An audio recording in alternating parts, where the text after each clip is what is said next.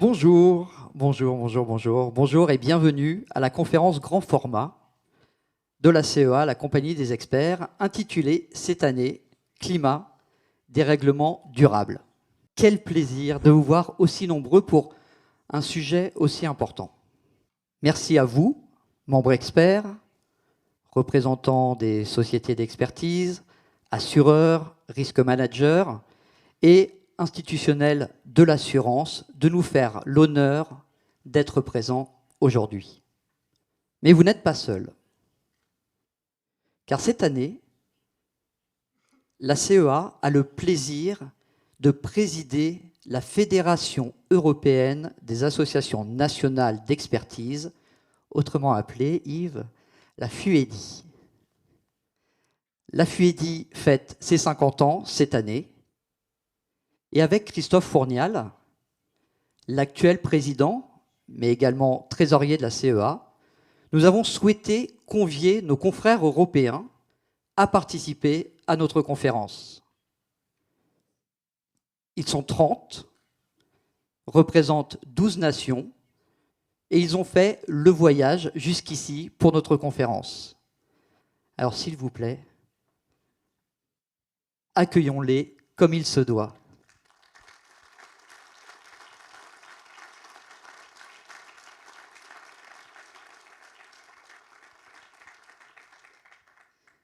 Merci beaucoup, merci pour eux.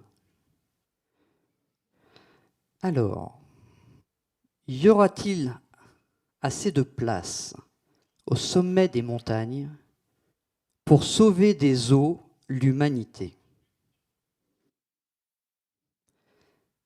Cette question, quelque peu imagée, soulève deux problématiques. L'urgence climatique et la réponse à y apporter. Depuis des années, nous travaillons sur les conséquences du dérèglement climatique. Couvrir les sinistres, la prévention, la résilience. C'est primordial, voire vital. Il faut continuer nos efforts car l'intensification des phénomènes climatiques est déjà en marche. J'entends tout en anglais en retour, c'est bizarre. Mais est-ce vraiment suffisant face à l'emballement climatique qui s'annonce? Nous devons nous attaquer à la cause du problème, le réchauffement climatique lui-même,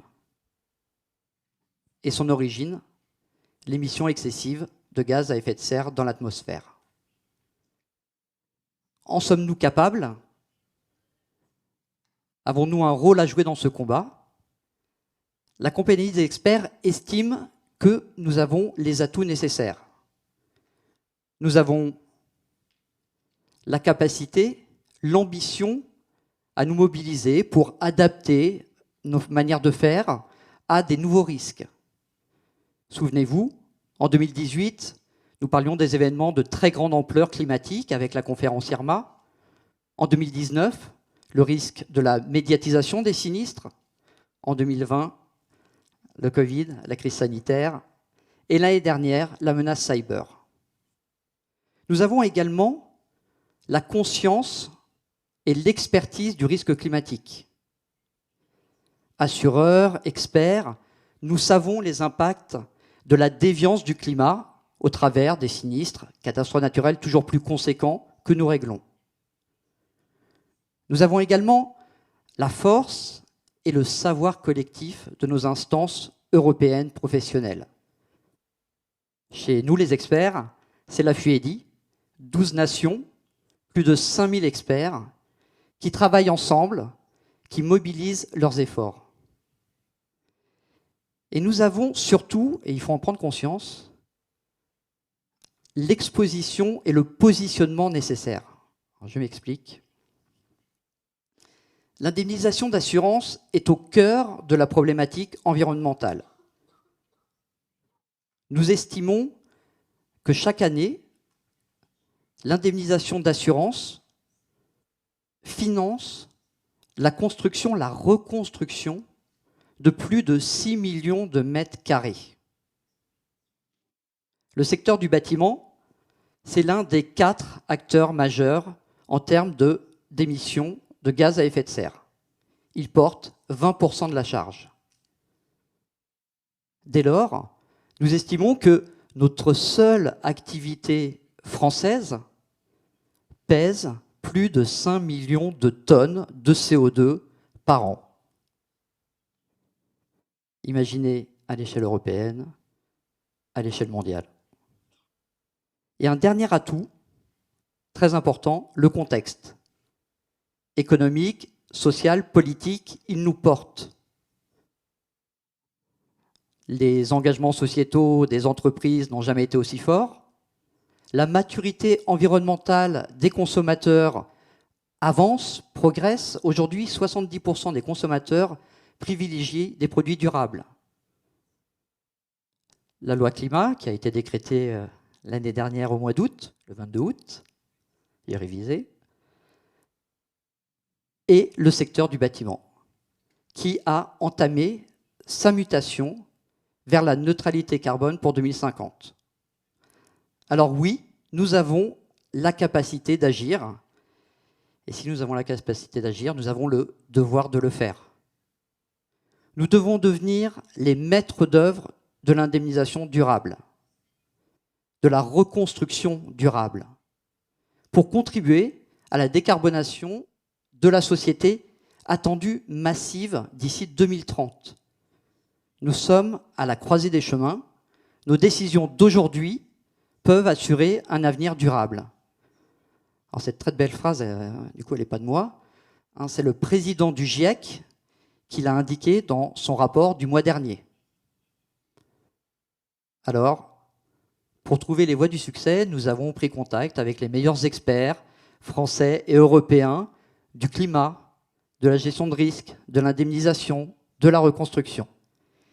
Ils ont tous accepté notre invitation et je les en remercie 1000 fois. Sonia Chabour, en sa qualité de journaliste, a elle accepté de préparer et d'animer cet événement. Mais je suis sûr que nous sommes tous impatients de connaître la suite de notre histoire. Donc je vais passer immédiatement la parole à Sonia.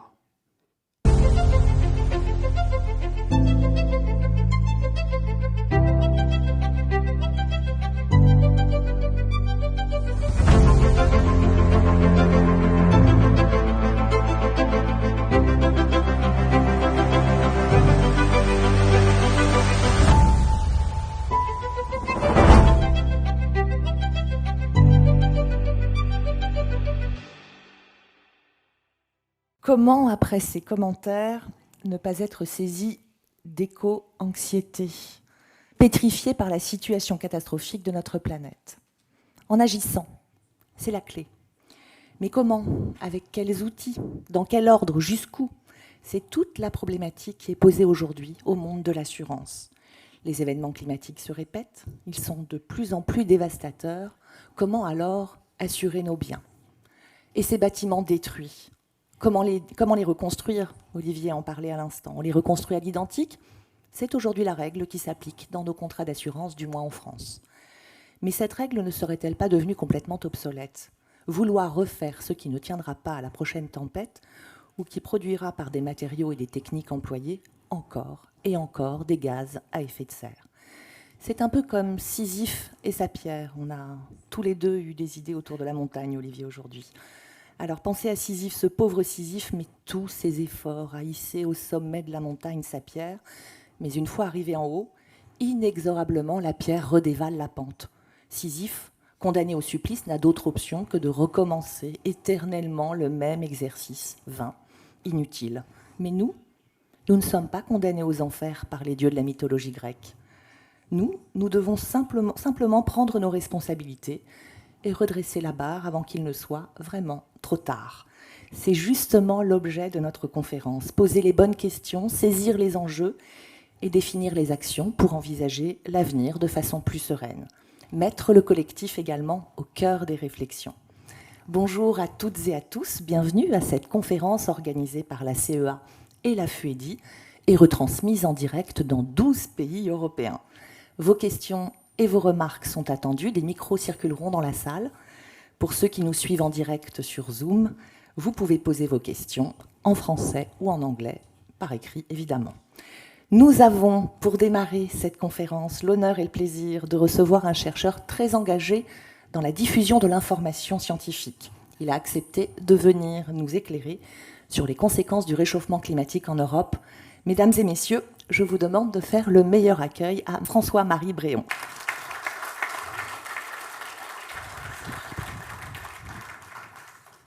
Bonjour François-Marie Bréon, merci de votre présence parmi nous. Je vous en prie, installez-vous. Bonjour à tous. Alors, je vous présente. Vous êtes climatologue au laboratoire des sciences du climat et de l'environnement, qui est une unité de recherche dont les tutelles sont le CEA, le CNRS et l'Université de Saint-Quentin en Yvelines, Versailles, de Versailles-Saint-Quentin en Yvelines. Vous avez été en 2014 co-auteur du 5e rapport du GIEC, le groupe d'experts intergouvernemental sur l'évolution du climat. Vous présidez l'AFIS, l'Association française pour l'information scientifique, et avez notamment publié en 2020 « Réchauffement climatique » aux éditions Humaine Sciences. Alors, on l'a vu sur ces images, le changement climatique est à l'œuvre sur notre continent, il nous impacte déjà. Comment est-ce qu'il va se traduire concrètement en Europe? À quoi devons-nous nous attendre, nous, les habitants d'Europe? À quoi devons-nous nous habituer? Alors, la chose qui est la plus directe, on a une augmentation des gaz à effet de serre dans l'atmosphère qui sont directement liées aux émissions anthropiques, donc de dioxyde de carbone, de méthane. Ça, le premier effet, c'est d'augmenter les températures. On le voit très bien. On a déjà une augmentation de la température moyenne de la Terre de 1,1 degré. Mais en fait, on oublie souvent que ce réchauffement, il n'est pas homogène. Et en particulier, il est beaucoup plus rapide sur les terres que sur les mers. Et donc, sur les terres, on est déjà à pratiquement 2 degrés, en fait. Et c'est pour ça qu'en France en particulier, on a déjà nettement plus que 1 degré. Et puis, d'autre part, en fait, il y a un effet d'emballement, finalement, ce qui fait que les températures extrêmes augmentent plus vite que les températures moyennes. Donc là où je dis température, augmentation de la température moyenne de 1 degré, 1,1 degré. Sur les terres, on est déjà pratiquement à 2 degrés. Sur la France, on est pratiquement à 2 degrés. Et les températures des canicules sur la France, en fait, les températures records ont déjà augmenté de 4 degrés. Donc voilà, premier effet. 4 degrés pour les températures records. Voilà, on a battu le record là, à 46 degrés, je crois, l'année dernière, alors qu'on avait déjà battu en 2003, on avait passé à 42 degrés. Donc finalement, on a plus que dépassé de 4 degrés ces records. Donc les températures extrêmes augmentent plus vite que les températures de base. Donc ça, c'est la première chose. Mais après, il faut bien comprendre que dans l'atmosphère, la capacité de l'atmosphère à contenir de la vapeur d'eau dépend de la température. Du coup, si vous augmentez les températures de l'atmosphère, il y a plus d'eau dans l'atmosphère. Et par conséquent, un jour où les conditions sont favorables à ce que cette eau tombe sous forme de pluie, ça veut dire qu'il y a des précipitations plus intenses, plus importantes que ce qu'on a dans le passé. Et ça, c'est quelque chose qu'on observe déjà aujourd'hui. Pas tout à fait partout dans le monde, mais en particulier en Europe, on observe l'augmentation de la fréquence de ces précipitations intenses. Quand je parle de précipitations intenses, c'est par exemple les événements Cévenol, et puis ce qui s'est passé là il y a 1 an et demi dans la vallée de la Joya. C'est ça les précipitations intenses.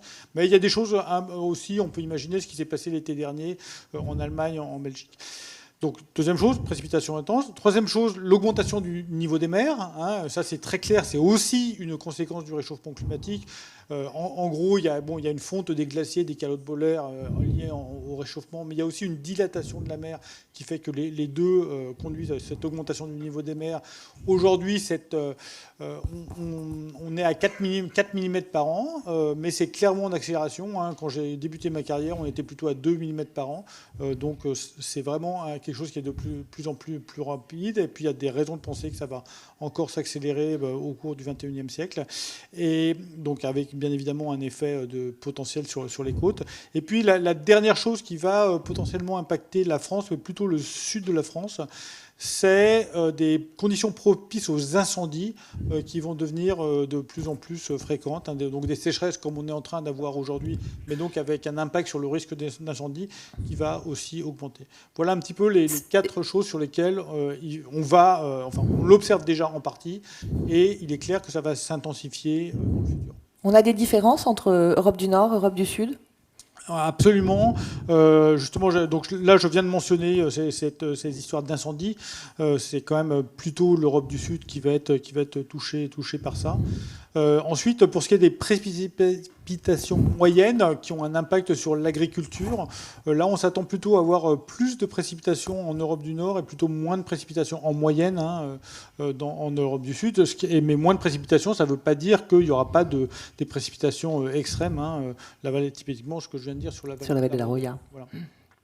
Les territoires de la France et des Pays-Bas, notamment, ne se cantonnent pas au continent européen. Et je voulais qu'on fasse aussi un petit tour par les Outre-mer. Alors, on pense bien sûr aux Antilles, avec l'évocation d'Irma tout à l'heure. On a aussi, évidemment, l'océan Indien, le Pacifique. Que dit le GIEC sur les impacts du changement climatique dans ces zones tropicales ? Alors là, jusqu'à présent, là, je vous ai décrit effectivement uniquement ce qui se passe sur le territoire métropolitain, et c'est des trucs qui sont assez sûrs, quoi. Là, vraiment, on est, enfin, les 4 choses que j'ai dites, il n'y a pas de doute que c'est déjà observé, que ça va aller en s'amplifiant dans le futur. L'impact des cyclones, c'est moins clair. D'accord ? Il n'y a pas le même degré de certitude, et du coup, le GIEC est beaucoup plus prudent là-dessus. Donc, il semble que, jusqu'à présent, il y a une augmentation de la fréquence des cyclones les plus intenses. Pas forcément du nombre total de cyclones, mais justement des plus forts. Alors, évidemment, les plus forts, c'est ceux qui sont plus rares, mais qui conduisent aussi au plus de dégâts. Et voilà, donc le GIEC dit plutôt, tiens, on va peut-être avoir plus de ces cyclones importants, mais avec un degré de confiance qui est plus faible que pour les autres points que j'ai dit jusqu'à présent. Et alors, on évoquait à l'instant la vallée de la Roya, on a vu sur les images du petit film en introduction des inondations, des sécheresses, on a tous en tête évidemment les inondations en Allemagne, en Belgique, les incendies terribles en Grèce, en Italie, dans le sud de la France. Plus que les images, d'ailleurs, les experts qui sont dans la salle n'ont pas que les ont vécu ces événements avec les sinistrés. Sur quel levier on peut agir ? Le GIEC nous dit qu'il ne nous reste que 3 ans si on veut limiter le réchauffement climatique à 1,5 degré. Alors, en entendant un peu la vidéo tout à l'heure, on ne sait plus si c'est 1,5 degré, si c'est 2 degrés. Bon, à part se sentir pétrifié Alors, par la peur, première chose, le 1,5 ou le 2 degrés, ce n'est pas le GIEC qui a dit ça. Les accords de Paris en 2017, enfin en tout cas 2015, pour la COP 21 en tout cas, ce sont les États qui ont dit on se met d'accord, on va limiter le réchauffement climatique à 2 degrés, ça ne va pas dépasser 2 degrés, et même on va essayer de le limiter à 1,5 degré. Donc ça, c'est les États qui ont décidé ça. Et ensuite, les États se tournent vers le GIEC et demandent au GIEC, alors comment est-ce qu'on peut faire ça ? Je rappelle que le GIEC n'est pas prescriptif, donc c'est pas le GIEC qui dit il faut faire ça, mais le GIEC va expliquer, voilà, on a évalué plusieurs choses et voilà ce qui est possible. Alors évidemment, puisque le réchauffement climatique est créé et généré par l'augmentation de la concentration des gaz à effet de serre dans l'atmosphère, le premier truc à faire, c'est de limiter ces émissions de gaz à effet de serre dans l'atmosphère. Je rappelle que les gaz à effet de serre principaux, enfin ceux qui sont liés, qui sont émis par l'homme, c'est d'abord le dioxyde de carbone, et le deuxième, c'est le méthane. Donc il faut jouer sur ces 2 gaz-là. En fait, de manière générale, le CO2, on a plutôt intérêt à jouer dessus si on vise le changement climatique sur le long terme, et si on s'intéresse à ce qui va se passer dans les 10 prochaines années, c'est plus efficace de jouer sur le méthane, parce qu'il a donc sur le bœuf, sur le bœuf, sur l'agriculture de manière générale, mais aussi sur les fuites qu'il peut y avoir dans les extraction de combustibles fossiles. Ensuite, donc le GIEC dit, voilà, il faut réduire ça. Donc pour réduire, en fait, si on regarde un petit peu nous, qu'est-ce qu'on peut faire ? Il y a un peu 3 techniques. On peut dire, on va jouer sur la sobriété, c'est-à-dire qu'on va moins consommer, on va avoir des logements qui sont plus petits, on va faire moins de kilomètres en voiture, moins de kilomètres en avion. Donc tout un tas de choses qui ont un impact sur notre niveau de vie. On va réduire finalement notre niveau de vie par des actions volontaires. Moins manger de viande aussi, j'ai oublié. C'est ça. Ça va avec. Le méthane et le bœuf. Voilà. La deuxième chose, on veut dire, non, moi, je n'ai pas envie de toucher à mon niveau de vie, mais par contre, on peut imaginer que la technologie va nous aider pour consommer moins d'énergie, donc émettre moins de gaz à effet de serre en vivant de la même manière. Donc ça, la première chose qui est mentionné, c'est l'isolation des bâtiments. On peut viser à avoir 19 degrés en mettant moins d'énergie avec un bâtiment qui est mieux isolé. On peut aussi imaginer des bâtiments qui profitent mieux des rayons du soleil, qui sont bien orientés correctement. Bon, donc ça c'est le bâtiment, mais on peut aussi imaginer d'avoir des moteurs qui soient plus efficaces, des choses comme ça. Bon. Donc ça, la tech nous aide. Et puis la troisième chose qui est envisageable, c'est de toujours consommer de l'énergie, mais au lieu que ce soit de l'énergie fossile, donc le charbon, le pétrole, le gaz, on va passer, en gros, en pratique, on va passer à l'électricité, à condition, bien sûr, que l'électricité soit produite avec des moyens non émetteurs de dioxyde de carbone. Donc ça, c'est avec les énergies renouvelables ou avec le nucléaire, qui sont les deux options pour avoir cette électricité propre, entre guillemets. Et puis la dernière chose quand même qu'on peut envisager, donc ça, là, j'ai parlé un petit peu de ce qu'on peut faire à l'échelle semi-individuelle ou en tout cas ou des entreprises. Mais le GIEC parle aussi du fait que on pourrait choisir de modifier le climat de manière un petit peu volontaire. Donc la première chose, et qui est à mon avis une chose à faire, c'est d'essayer de stocker, enfin d'absorber du carbone qui est dans l'atmosphère, donc en replantant des forêts ou en ayant des modes d'agriculture justement qui vont prendre ce carbone. Ou alors des choses qui sont un peu plus du scientisme. On va mettre des particules dans l'atmosphère pour réfléchir les rayons du soleil et donc refroidir la Terre. Non, mais ça, c'est pas demain. Il y a 10 ans, je disais, il ne faut surtout pas faire ça. Maintenant, puisque je vois que ce qu'on devrait faire, en fait, on n'arrive pas à le faire, peut-être qu'on va être obligé de s'y mettre aussi. Alors, sur la construction, le domaine qui nous occupe en particulier aujourd'hui, et notamment la reconstruction de bâtiments dévastés après un aléa climatique, quels sont les leviers d'action ? Alors, il faut bien voir que le bâtiment est une source de gaz à effet de serre lors de la construction et lors de son utilisation. Donc, du coup, c'est la partie construction qu'on a un peu tendance à oublier. C'est vraiment important parce que en fait, le ciment qui est utilisé dans les bâtiments est une source de gaz à effet de serre de dioxyde de carbone qui est vraiment important. Donc, ça veut dire que il faut penser vraiment aussi bien à la construction qu'à l'utilisation. Donc, ça veut dire qu'à la construction, il faut plutôt viser à utiliser des matériaux qui sont peu émetteurs de gaz à effet de serre. Donc, finalement, ça revient à dire peu de ciment, peu de béton. Et alors, puis, on fait contraire, quoi, du bois ? on peut stocker du carbone avec du bois ou d'autres choses. Bon, ça, c'est pas paille. ma spécialité, mais je sais qu'il y a quand même des modes de construction qui sont plus écologiques que d'autres, justement dans le contenu carbone du bâtiment lui-même. Et puis, par contre, il faut aussi absolument viser à avoir des bâtiments qui sont bien isolés. Mais ça, en fait, avec les normes actuelles, c'est un problème réglé. C'est-à-dire que les nouveaux bâtiments qui respectent les normes sont vraiment bien isolés et donc n'ont plus besoin de beaucoup d'énergie pour être chauffés. Mais en tout cas, voilà, il faut respecter les normes. Donc ça veut dire que quand on fait de la reconstruction, il faut essayer de viser de respecter les normes les normes du neuf. Et c'est ça, c'est plus compliqué pour l'ancien, la problématique de l'ancien. En fait, dans le bâtiment, il est clair que la problématique, le nouveau, je ne vais pas dire que c'est complètement réglé, mais quand même, ça va vraiment dans le bon sens. Et par contre, l'énorme difficulté, c'est le parc de logements qui existe actuellement et qu'il faudrait rénover à un rythme qui est 5 fois plus rapide que ce qui est fait effectivement aujourd'hui. C'est un problème. Alors, il y a un problème de coût, bien sûr. Il y a un problème aussi de compétences des artisans pour faire ça, parce qu'en fait, on ne trouve pas forcément suffisamment de gens qui savent faire. Et puis, j'avais un troisième truc, mais je l'ai oublié. Et puis, oui, ici, il y a quand même aussi des questions réglementaires. C'est-à-dire qu'il y a des endroits où on n'a pas le droit de faire de l'isolation comme on aurait envie de le faire. Et c'est peut-être, enfin voilà, où est-ce qu'on met la priorité? Est-ce que ça doit être joli ou est-ce que ça doit être isolé? peu émetteur en gaz à effet de serre? Je suis sûre qu'on peut faire les deux en même temps. Voilà. Il y a un compromis à trouver. Vous m'expliquez quelque chose pendant la préparation aussi de ce moment. Vous me parliez de l'habitat collectif. Alors vous me dites d'un côté, l'habitat collectif aujourd'hui, ce sont des passoires énergétiques, pas partout bien entendu, mais il y a aussi peut-être à repenser l'habitat d'une façon générale. Il est clair qu'un bâtiment collectif est beaucoup plus efficace au point de vue énergétique qu'un bâtiment individuel, simplement parce qu'il y a moins de murs qui vont vers l'extérieur. Donc, finalement, un appartement est chauffé aussi bien par l'appartement du dessus que par l'appartement du dessous.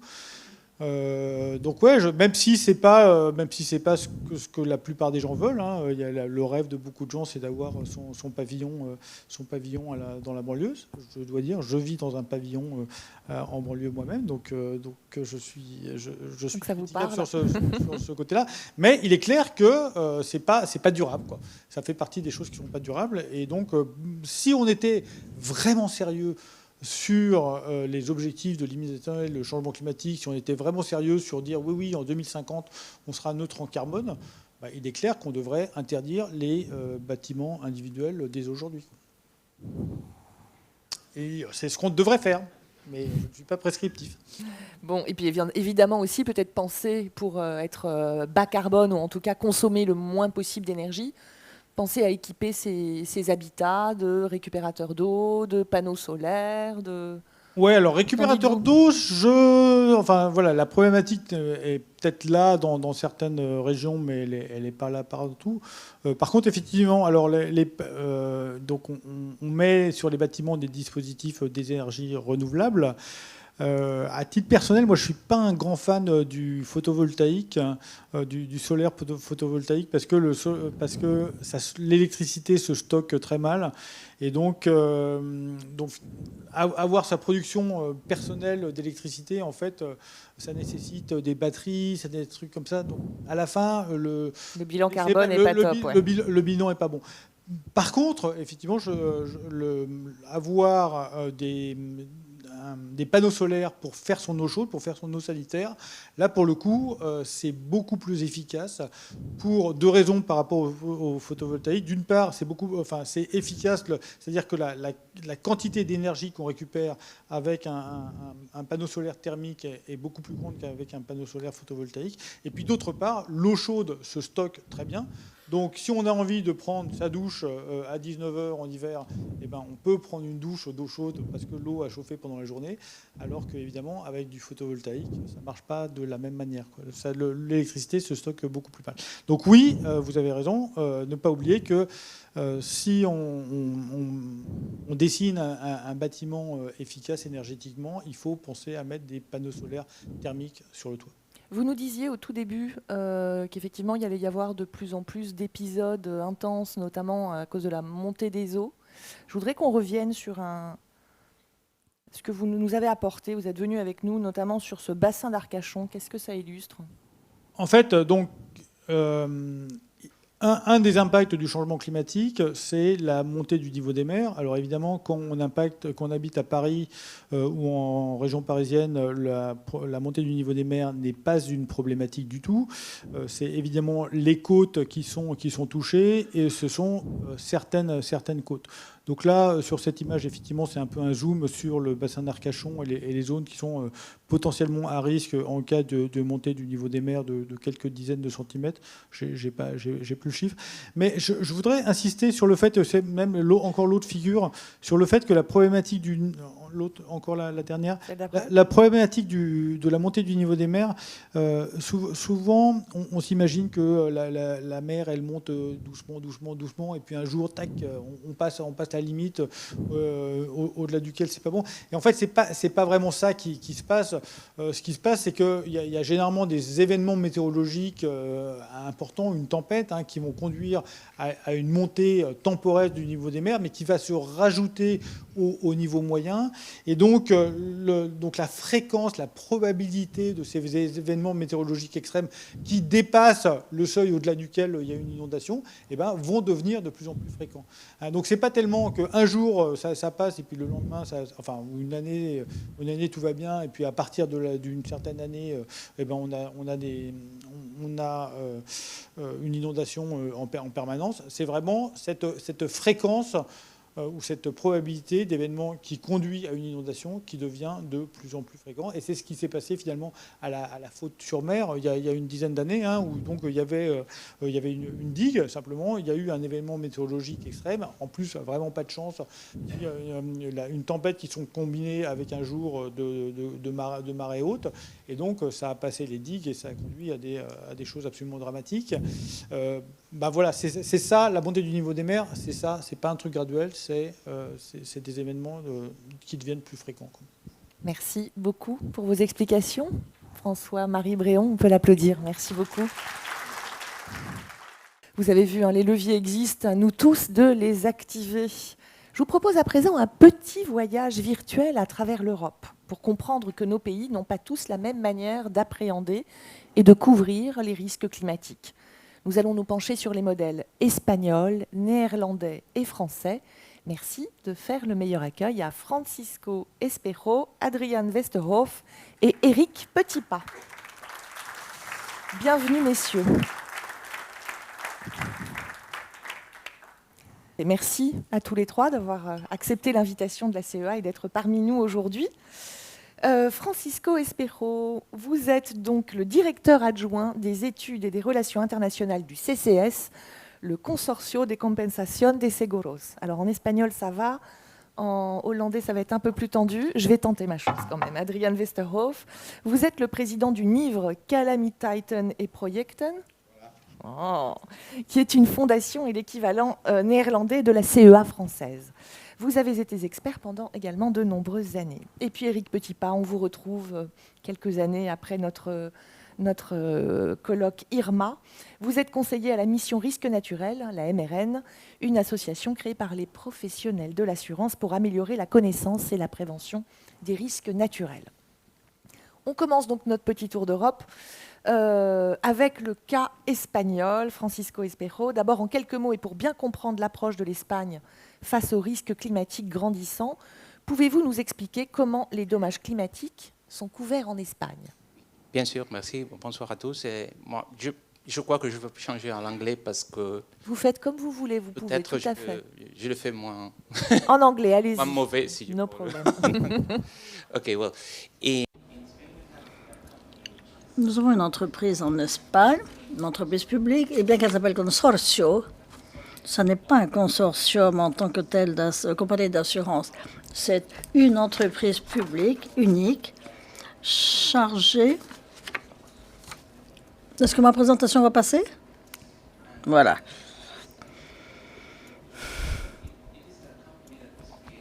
Donc, créée un certain nombre d'années,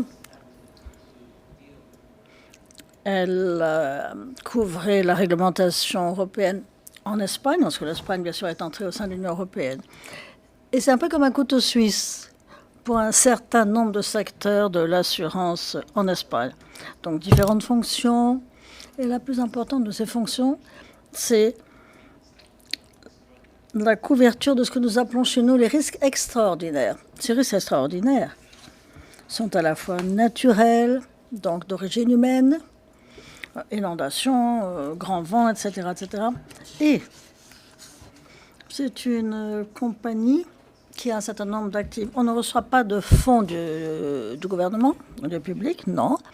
Tout ce que nous avons comme fonds vient des charges que nous appliquons et vient des différentes politiques. Donc, parce qu'un problème clé, c'est qu'en Espagne, il faut étendre sa couverture en assurance politique pour se couvrir contre ces risques extraordinaires. C'est obligatoire.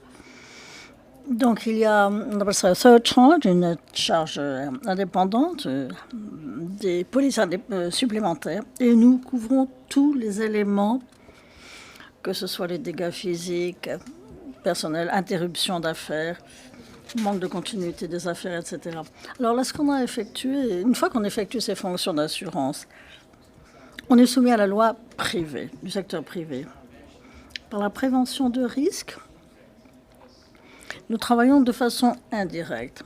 Comme je vous l'ai déjà dit, nous sommes liés par la réglementation. Là où nous devons bien sûr payer pour les pertes, nous ne pouvons pas régler les pertes prévisibles ou non prévisibles, même si on sait qu'il y aura davantage de pertes à l'avenir et donc davantage de dégâts, davantage d'indemnités. Ce qui veut dire que, en l'état actuel des choses, nous avons dû établir un partenariat avec un certain nombre d'institutions. Par exemple, les établissements d'eau, de l'eau. Cela fait 7 ans sur 10 que nous payons, nous l'avons remarqué, en assurance supplémentaire des indemnités pour les pertes dues à des inondations, des risques donc hydrogéologiques. Ça, c'est en Espagne et c'est un des changements climatiques, puisque l'on parle de changement, et il y en aura beaucoup plus à l'avenir.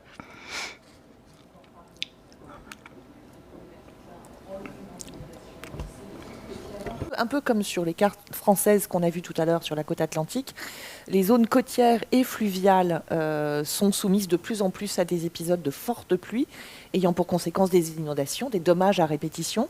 Comment est-ce que vous prenez en compte ces problématiques-là en Espagne qui s'accélèrent en fait? Oui. C'est un peu comme un atome, veux-je dire. On a le centre, le noyau, donc Madrid, 6 millions de personnes. Le reste du pays, le long des côtes. Et au centre, au milieu, c'est ce qu'on appelle l'Espagne vide.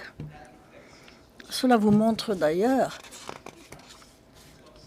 les résultats que nous avons, parce que nous avons à la fois des risques supérieurs près des côtes, alors des ravinements, des rivières qui débordent, des inondations.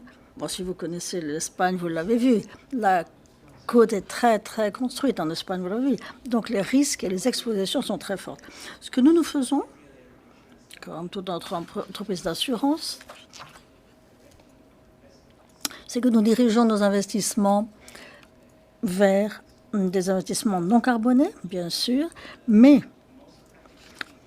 nous pensons que la chose la plus pratique que nous puissions faire sur le court terme, c'est de diminuer les vulnérabilités, la vulnérabilité, devrais-je dire.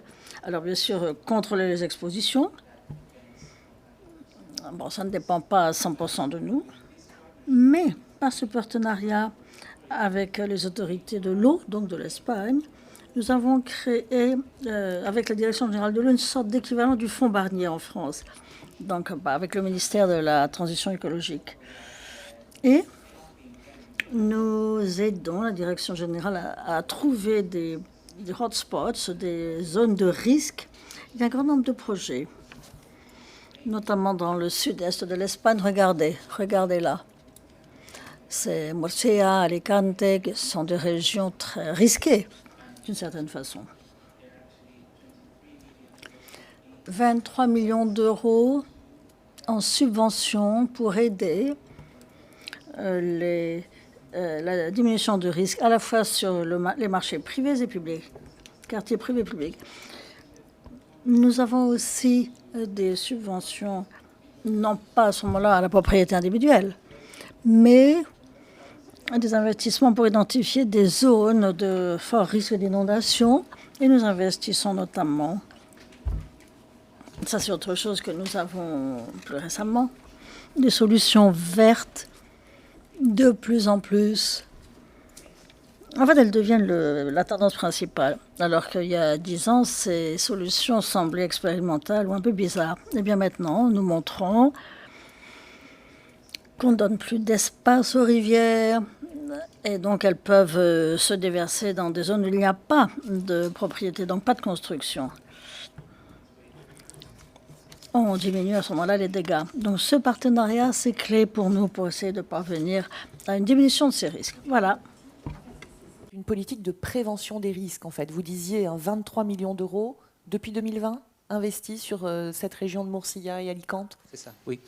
Pareil pour les fleuves d'ailleurs, vous disiez. La mer, les fleuves, en fait, toute cette zone-là, vous essayez de prévenir au maximum les risques. Mais on sait que les risques, ils arriveront. Est-ce qu'il y a aussi tout un travail sur la réglementation en Espagne? Est-ce qu'il y a eu des nouvelles normes de construction en Espagne, justement, pour lutter contre cette problématique climat? This is another challenge that is Ah, c'est un autre défi. Les politiques publiques doivent tout être alignées chez nous. Il y a beaucoup d'espace pour l'amélioration en Espagne. Nous avons des ministères différents, nous avons des gouvernements régionaux, des gouvernements au Parlement. Il y a beaucoup d'améliorations possibles afin d'aligner l'ensemble du travail contre ces risques. Alors, en effet, les normes de construction que vous avez mentionnées, moi je pense que nous avons encore beaucoup de travail pour vraiment être alignés dans ce domaine. D'un point de vue des assurances, la difficulté est celle de la mise en œuvre, de l'application des normes. Et puis, dans d'autres divisions, d'autres secteurs, beaucoup encore de travail. Voilà. Merci beaucoup, Francisco Espejo. Nous allons à présent remonter vers le nord et nous arrêter aux Pays-Bas avec Adriaan Westerhof. Donc, je rappelle que vous êtes le président du NIVRE, l'équivalent néerlandais de la CEA française. Comment s'organise dans votre pays le règlement des dommages climatiques et en particulier des dommages de grande ampleur, Adriaan? Voilà. Nous avons fait une carte avec les key figures. Je parle français, mais je change à l'anglais. C'est bon pour vous, c'est tellement bien pour moi.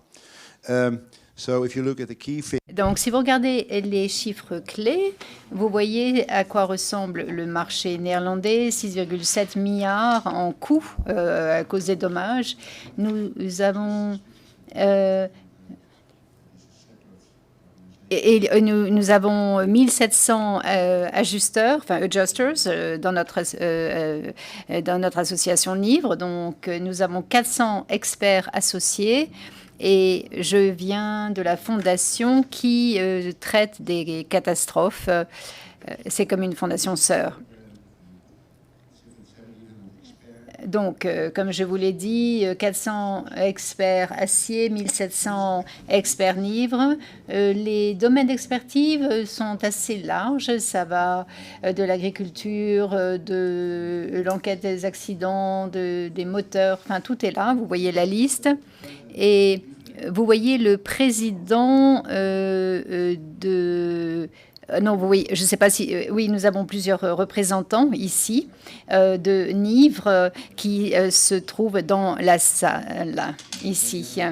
Donc, ça vous donne déjà un petit aperçu du marché néerlandais. Et voilà les catastrophes. On a commencé avec 1992. Il y avait eu un petit tremblement de terre dans le sud des Pays-Bas. Et vous voyez les revenus ici pour les experts en millions d'euros. C'est pas ce que l'on publie aux Pays-Bas, mais ça, c'est publié par le gouvernement. Et on s'améliore jusqu'à en fait, le tremblement de terre en 2018-2022 dans le nord, à Groningen, avec 45 millions d'euros. Ça, c'est vraiment une somme importante. Donc, c'est bon pour la société d'expertise, évidemment. Mais vous voyez aussi qu'il y a eu des ouragans dans les Antilles néerlandaises en 1999. Il y a eu aussi des problèmes d'accidents, de grues, de grêles. Et il y a le ministère des Affaires internes qui, donc, on dit que tout ça, c'était vraiment des catastrophes. Et puis... on n'a rien d'équivalent aux catastrophes naturelles. On a copié le système de... on fait les choses à notre manière. On ne copie pas le système français. Il y a une loi européenne et nous, on a une façon néerlandaise de gérer la question, en fait. En tout cas, il faut bien payer tout cela. Je vais continuer. Est-ce que dans les normes et notamment les normes de reconstruction après des épisodes climatiques? Voilà. Alors, les lois gouvernementales nécessitent la durabilité pour reconstruire les dommages. Avant, il y a 5 ans, 10 ans, on pouvait faire ce qu'on voulait dans certaines limites dans le pays, mais maintenant, non, la loi oblige à avoir la durabilité et c'est vérifié par les autorités locales, sinon nous n'avons pas la possibilité de reconstruire. Et nous, en tant qu'experts, nous regardons, nous vérifions si tout cela est correctement fait. Étant donné que c'est nouveau, les règles de Bruxelles, il faut que ce soit un travail en équipe entre toutes les parties impliquées, c'est-à-dire le gouvernement, les assureurs, les experts de NIVRE et les autorités locales. Il faut avoir cette coopération pour avoir le permis de reconstruction.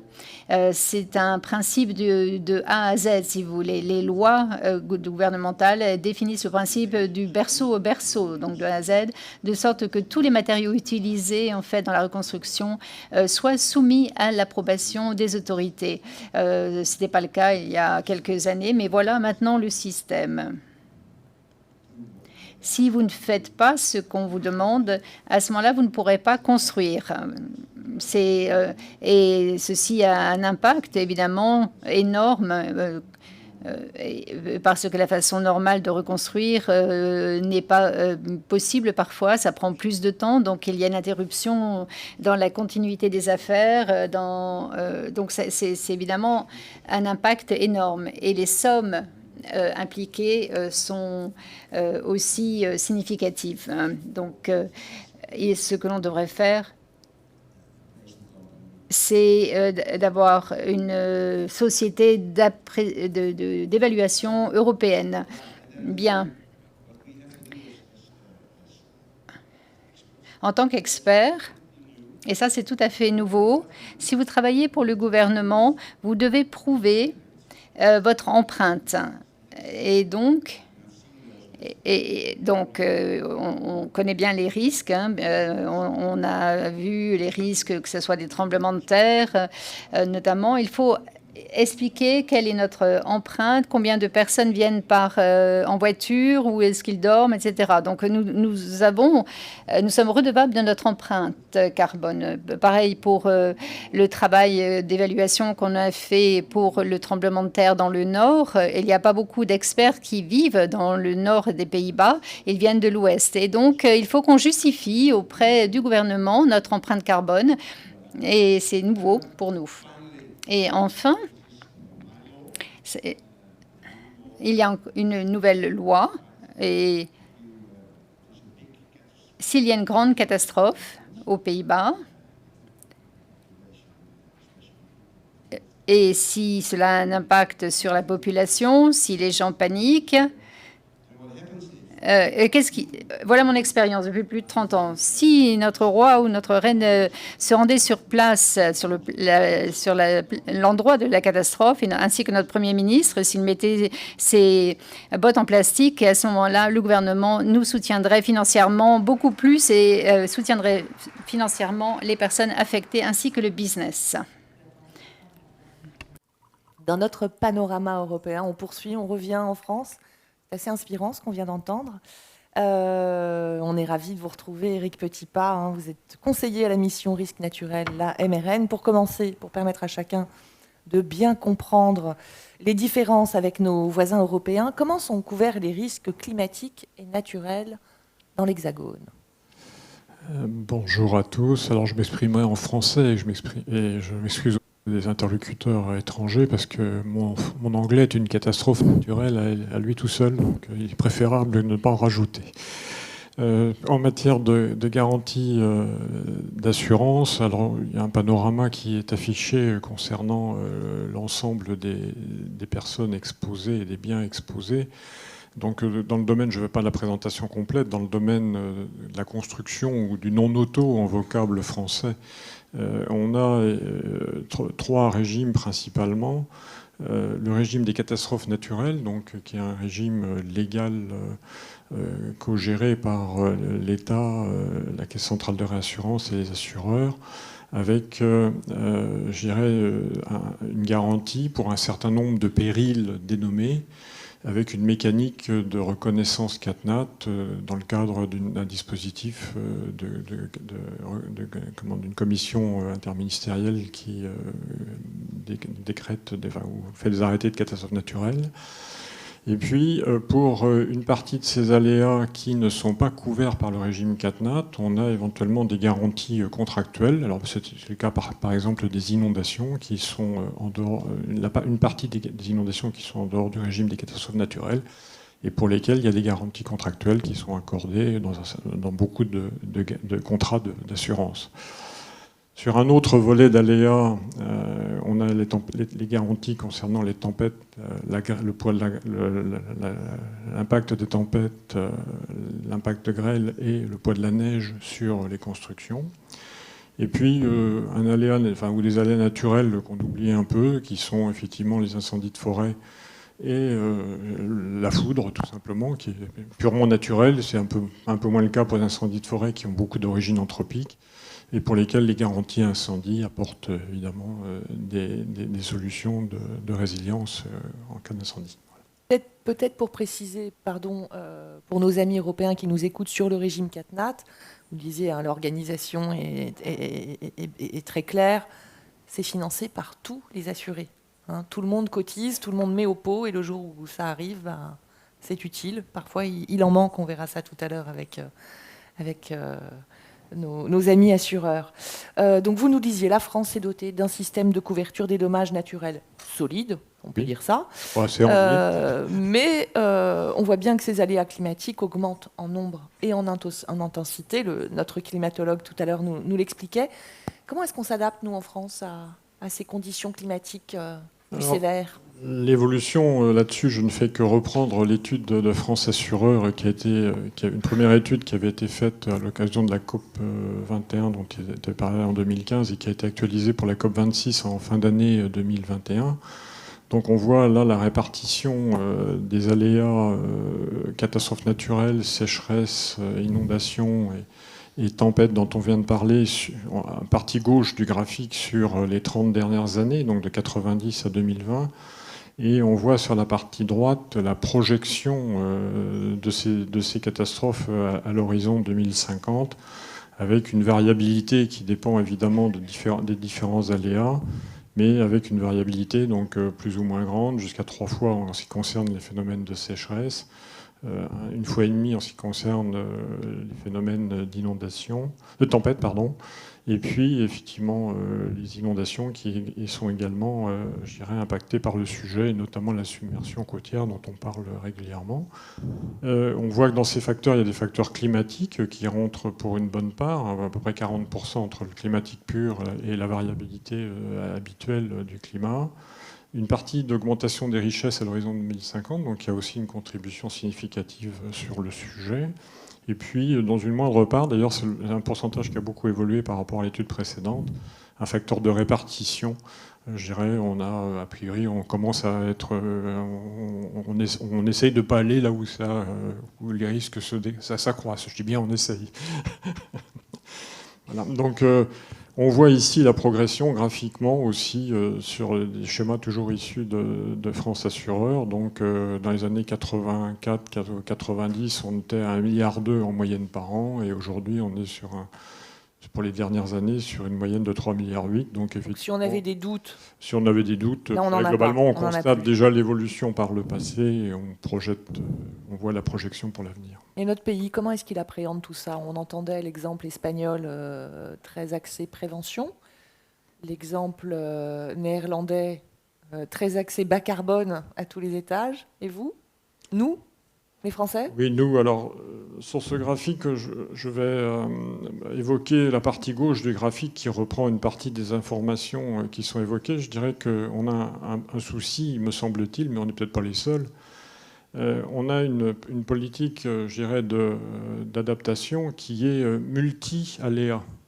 Et donc, on a autant de politiques d'adaptation qu'on a d'aléas rencontrés.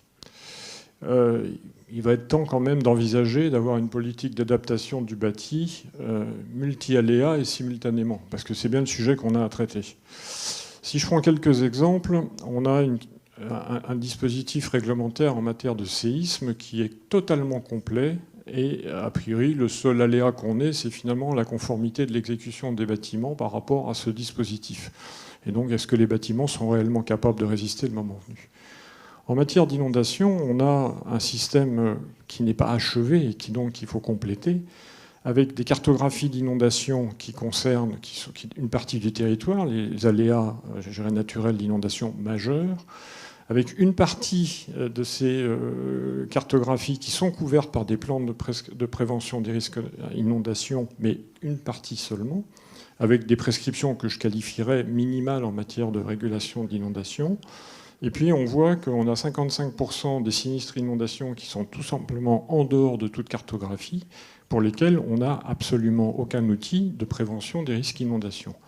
Alors ce malgré 4 rapports successifs du Conseil général de l'environnement et du développement durable qui préconisent de faire des normes de conception et d'adaptation du bâtiment dans les 5 dernières années, je dirais qu'a priori, pour l'instant, on attend quand même la suite sur le sujet.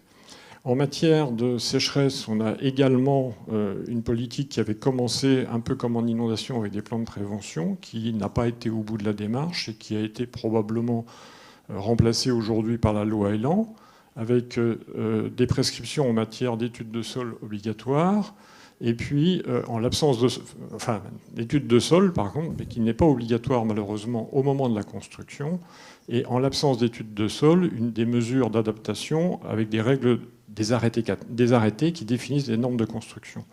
Je dirais que ce dispositif vient d'être mis en place. Malheureusement, il n'y a aucun outil de suivi. On construit 150 000 pavillons en France chaque année, 80 000 dans des zones d'argile moyen et fort. On ne sait absolument pas combien d'études de sol sont faites.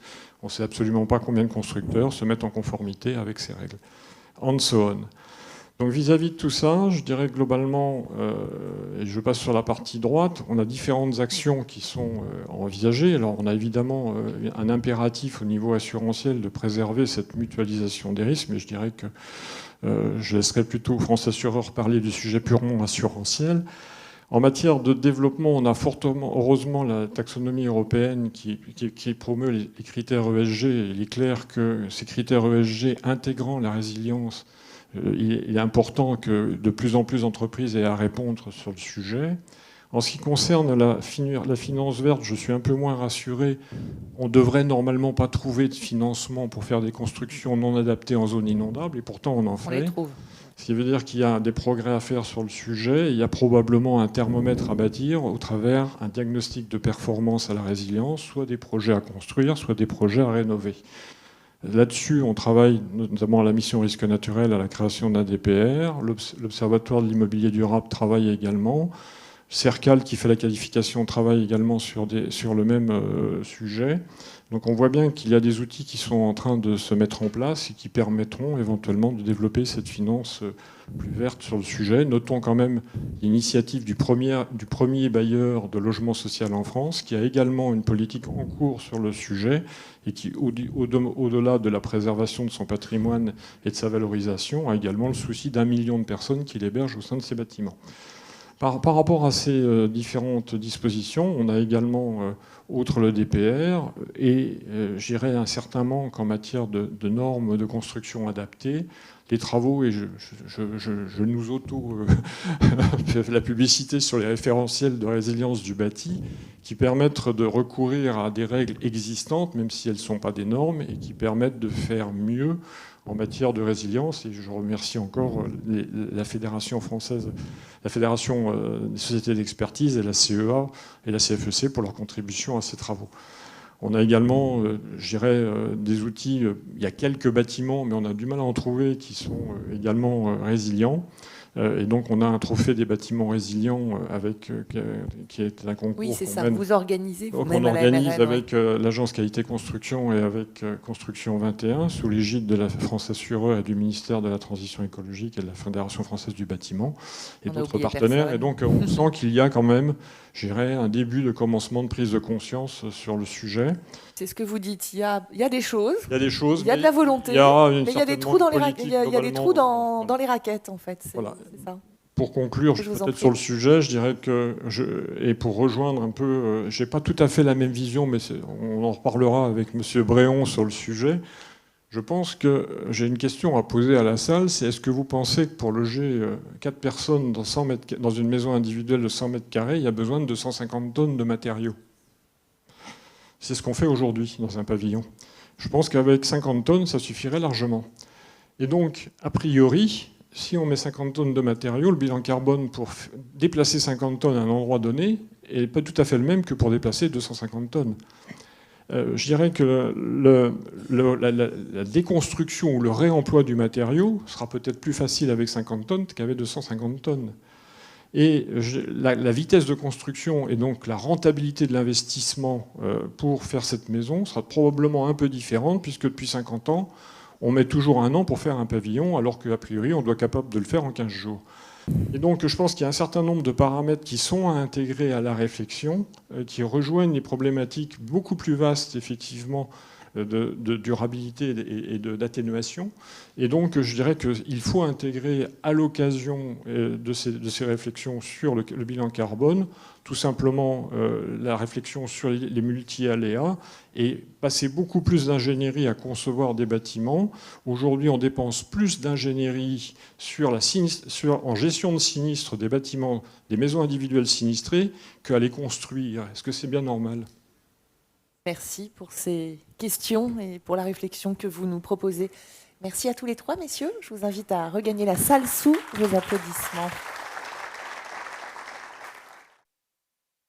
Nous allons à présent nous intéresser à l'approche des pays du nord de l'Europe et en particulier au modèle danois, plus enclin ou du moins plus prompt à mettre en place des politiques d'adaptation au changement climatique que les pays du sud. Vous allez voir que le modèle assurantiel danois s'engage depuis ces 2-3 dernières années fortement dans la durabilité, ce sera le mot qu'on emploiera en français, sustainability pour les anglophones. Et pour nous en parler, nous avons le plaisir d'accueillir Christian Leif Hansson sous vos applaudissements. Bonjour monsieur, merci de votre présence à Paris aujourd'hui. Alors là, je vais peut-être avoir des difficultés avec le danois. J'y suis arrivée avec le néerlandais. Je ne promets rien, j'essaye. Christian Leif Hansson, vous êtes le président du DALAX, l'association des experts danois, et vous êtes membre du COMEX du FRI, et c'est là que ça va être compliqué, Foreningen af Redvig... Bon, l'association des ingénieurs consultants. Vous pouvez le dire à ma place, ce sera plus agréable de vous entendre le dire. Can you say it in Danish? Foreningen af rådgivende ingeniører. Voilà, ça marche mieux. Hein. La transition vers un système durable est déjà très avancée dans votre pays. Tout l'écosystème lié aux dommages climatiques a évolué. Et ce qu'il y a de remarquable, vous verrez, c'est que ces évolutions, elles ont été impulsées par les citoyens danois. Christian Leif Hansson, je vous laisse la parole. Thank you so much, and thank you so much for having me. Merci de m'avoir permis d'être là.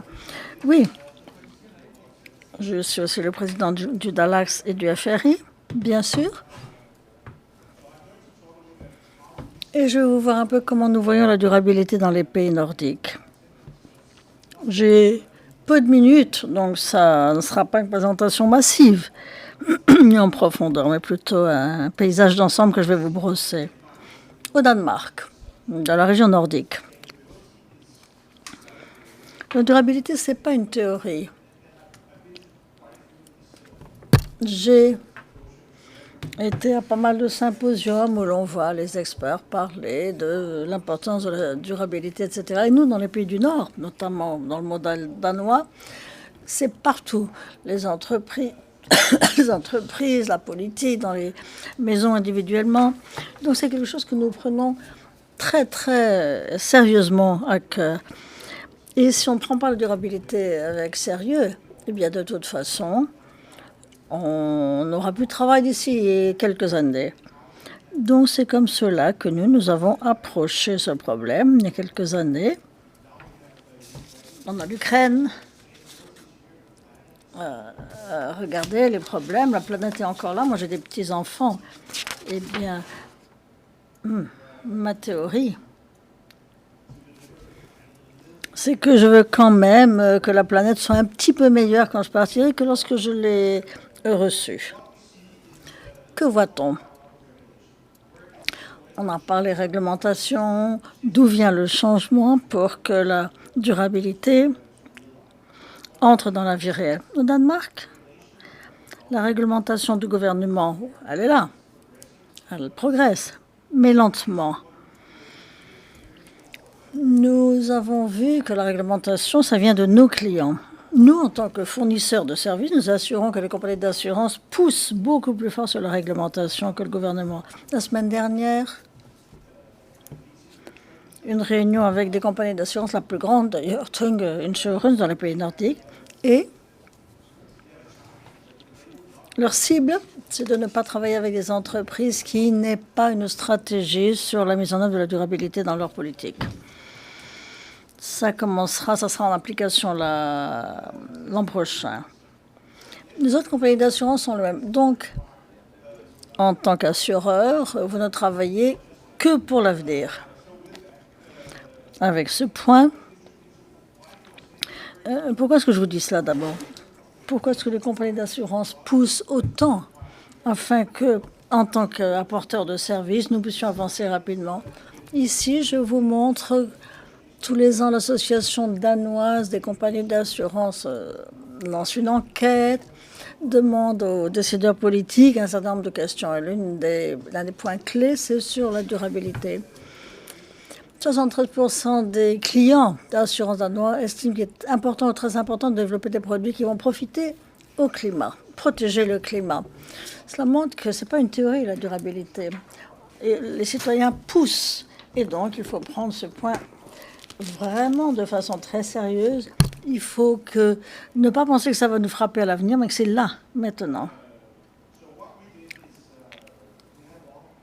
On a, par des sessions de stratégie, je sais que ça paraît un peu conceptuel tout ça, quand on dit que toute réclamation est une opportunité afin que la planète soit encore plus durable. Nous, on a beaucoup poussé pour que ceci arrive. Nous avons fait beaucoup d'expériences, et notamment nous l'avons mis en action lors de déclarations de sinistres. Au Danemark, lorsque nous construisons des bâtiments, il faut que celui-ci soit certifié par une empreinte carbone, avec beaucoup de processus de certification différentes. Le plus connu au Danemark, c'est DGNB, c'est une norme allemande. Et lorsqu'on parle de bâtiments résidentiels, il faut que l'empreinte carbone soit zéro. Voilà, on en est là pour les normes actuelles et d'avenir. En tant qu'industrie de l'assurance, nous avons pris le problème de telle sorte que lorsqu'un bâtiment est certifié, lorsqu'un problème est certifié, on ne peut pas revenir en arrière. On ne peut pas reconstruire le bâtiment si ce n'est par une nouvelle certification. Chaque fois, quand on parle aux entreprises d'assurance, on se rend compte qu'ils ont utilisé en tant qu'ajusteurs, en tant qu'experts, d'apporter, eux, des solutions à ce nouveau cadre. Eh bien, nous assurons que nous commençons chaque fois qu'il faut reconstruire à certifier et recertifier les bâtiments afin de voir comment ils vont fonctionner, qu'ils soient bien durables dans un avenir proche. Voilà ce que nous avons élaboré. Une stratégie de durabilité pour les compagnies d'assurance montre d'abord le profil. Et c'est quelque chose que nous prenons avec sérieux. Donc nous assurons beaucoup que l'ensemble des process que nous avons sont mis en œuvre avec le bon profil. Ça ne veut pas dire simplement qu'il y aura des panneaux solaires dans les bâtiments. Non, c'est quelque chose qui doit être pour tout. Et parfois ça peut faire mal, mais c'est la seule façon d'avancer. Nos produits doivent aussi être empreints de durabilité et démontrer la stratégie de durabilité. La certification des bâtiments, pour les DGNB, ce n'est pas simplement pour les bâtiments, c'est sur toutes sortes de sinistres qui pourraient survenir dans ce bâtiment. Et ce sont vraiment les compagnies d'assurance qui poussent ceci vers les citoyens en disant il faut que nous soyons durables. Nos fournisseurs, disent les compagnies d'assurance, disent les constructeurs, doivent l'être aussi. Les maîtres d'œuvre doivent tous passer des contrats. Et s'ils ne peuvent pas utiliser des matériaux conformes, ils ne sont pas certifiés. Donc, ils sont obligés d'utiliser des matériaux qui vont les rendre certifiés durables. Et ça fait un certain nombre d'années. L'intervenant antérieur a abordé ce point. Pour nous, c'était une vague continue de nouvelles demandes afin que nous soyons préparés à ce changement. Nous l'avons pris sérieusement d'usage dès le début. On a vu des collègues qui n'ont pas pu fournir tous ces éléments et ces produits aux compagnies d'assurance. J'utilise toujours l'exemple d'un ingénieur. Quand j'étais petit, il y avait un pilote et un copilote. Maintenant, il n'y a plus que le pilote. Et donc, il faut que nous puissions nous adapter et changer. Il n'y a pas ici de baguette magique, c'est pas ça. C'est qu'il faut passer en revue chaque petit élément afin que nous assurions que l'on puisse changer, qu'il y a des possibilités de changer, que l'on puisse mettre en œuvre la durabilité sur le long terme. Voilà. Ça a été un long travail. On n'est pas au bout du voyage. Les clients s'attendent à ce que nous travaillions de cette façon-là maintenant. Ils viennent nous voir pour avoir notre aide, notre expertise. Et nous souhaitons être un partenaire stratégique avec les clients. Je pense qu'ici, dans cette salle, chacun le veut de la même façon.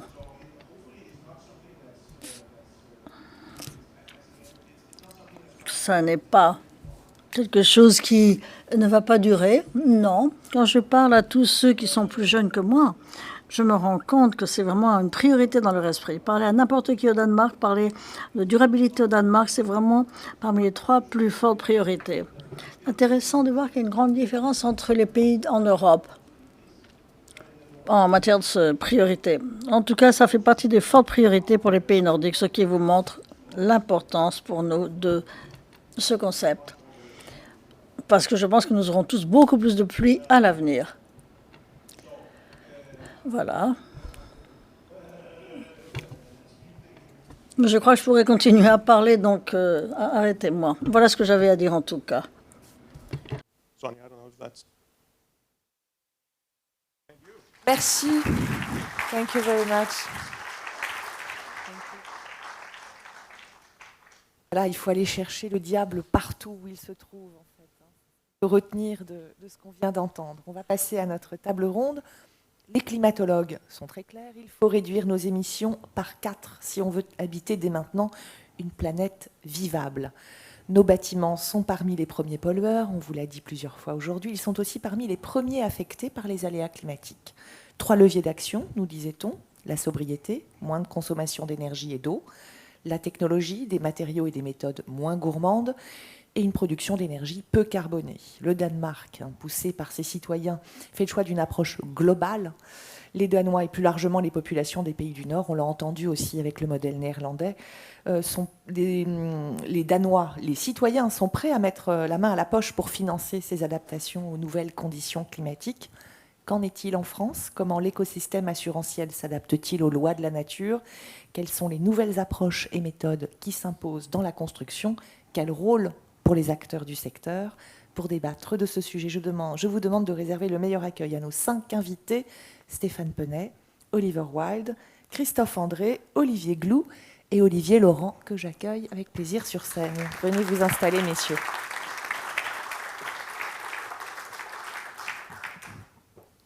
Stéphane Penet, merci d'être là. Vous êtes délégué général adjoint de France Assureur. On est ravis de vous retrouver, un habitué des conférences CEA. Oliver Wilde, vous êtes risk manager chez Veolia et président de l'AMRAE, l'association du management des risques et assurance des entreprises. Olivier Glou, à votre droite, vice-président de la CEA et expert spécialiste dommages.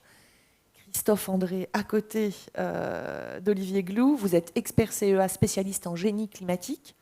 Et Olivier Laurent, à ma droite, architecte et directeur technique de Bati5. Bonjour à tous les 5. Merci d'avoir accepté l'invitation de la CEA. Je précise, pour commencer, je compte sur vous 5 pour vous apporter des réponses concises. On a 40 minutes devant nous, vous êtes 5. L'idée, c'est que la parole puisse circuler. Je vous remercie d'avance pour votre concision. Olivier Laurent, je commence avec vous. Les architectes sont tenus de respecter les normes en vigueur, les règles de l'art.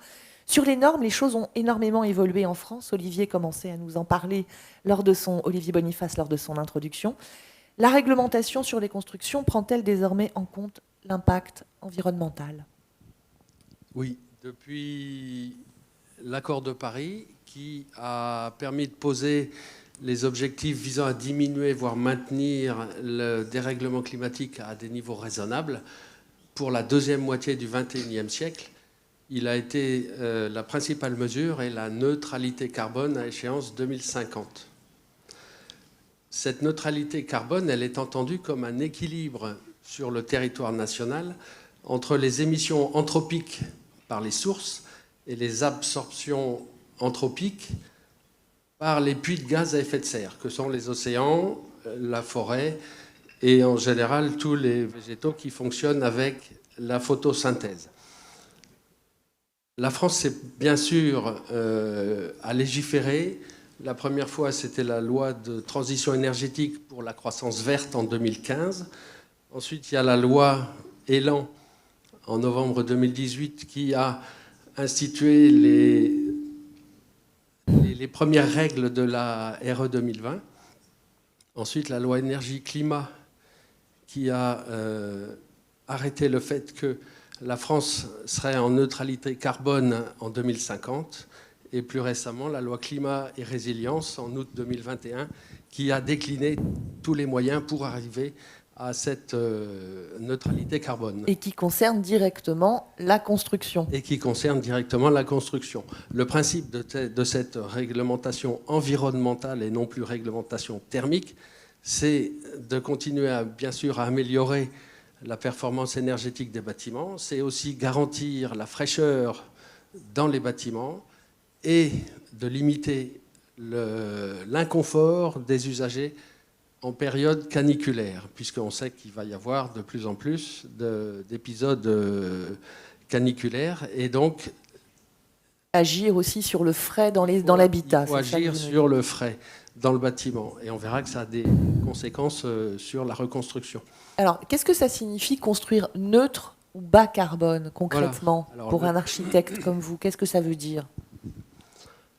Est-ce que ça change dans le quotidien des architectes et des entrepreneurs et des artisans? Déjà, la définition de construire bas carbone, c'est d'une part de limiter l'emploi de matériaux dont la production a fait appel à des énergies fossiles ou non renouvelables. Le ciment dont nous parlait tout à l'heure François-Marie Bréon. Dont on nous parlait, c'est diminuer drastiquement, voire supprimer la part d'énergie non renouvelable dans les consommations.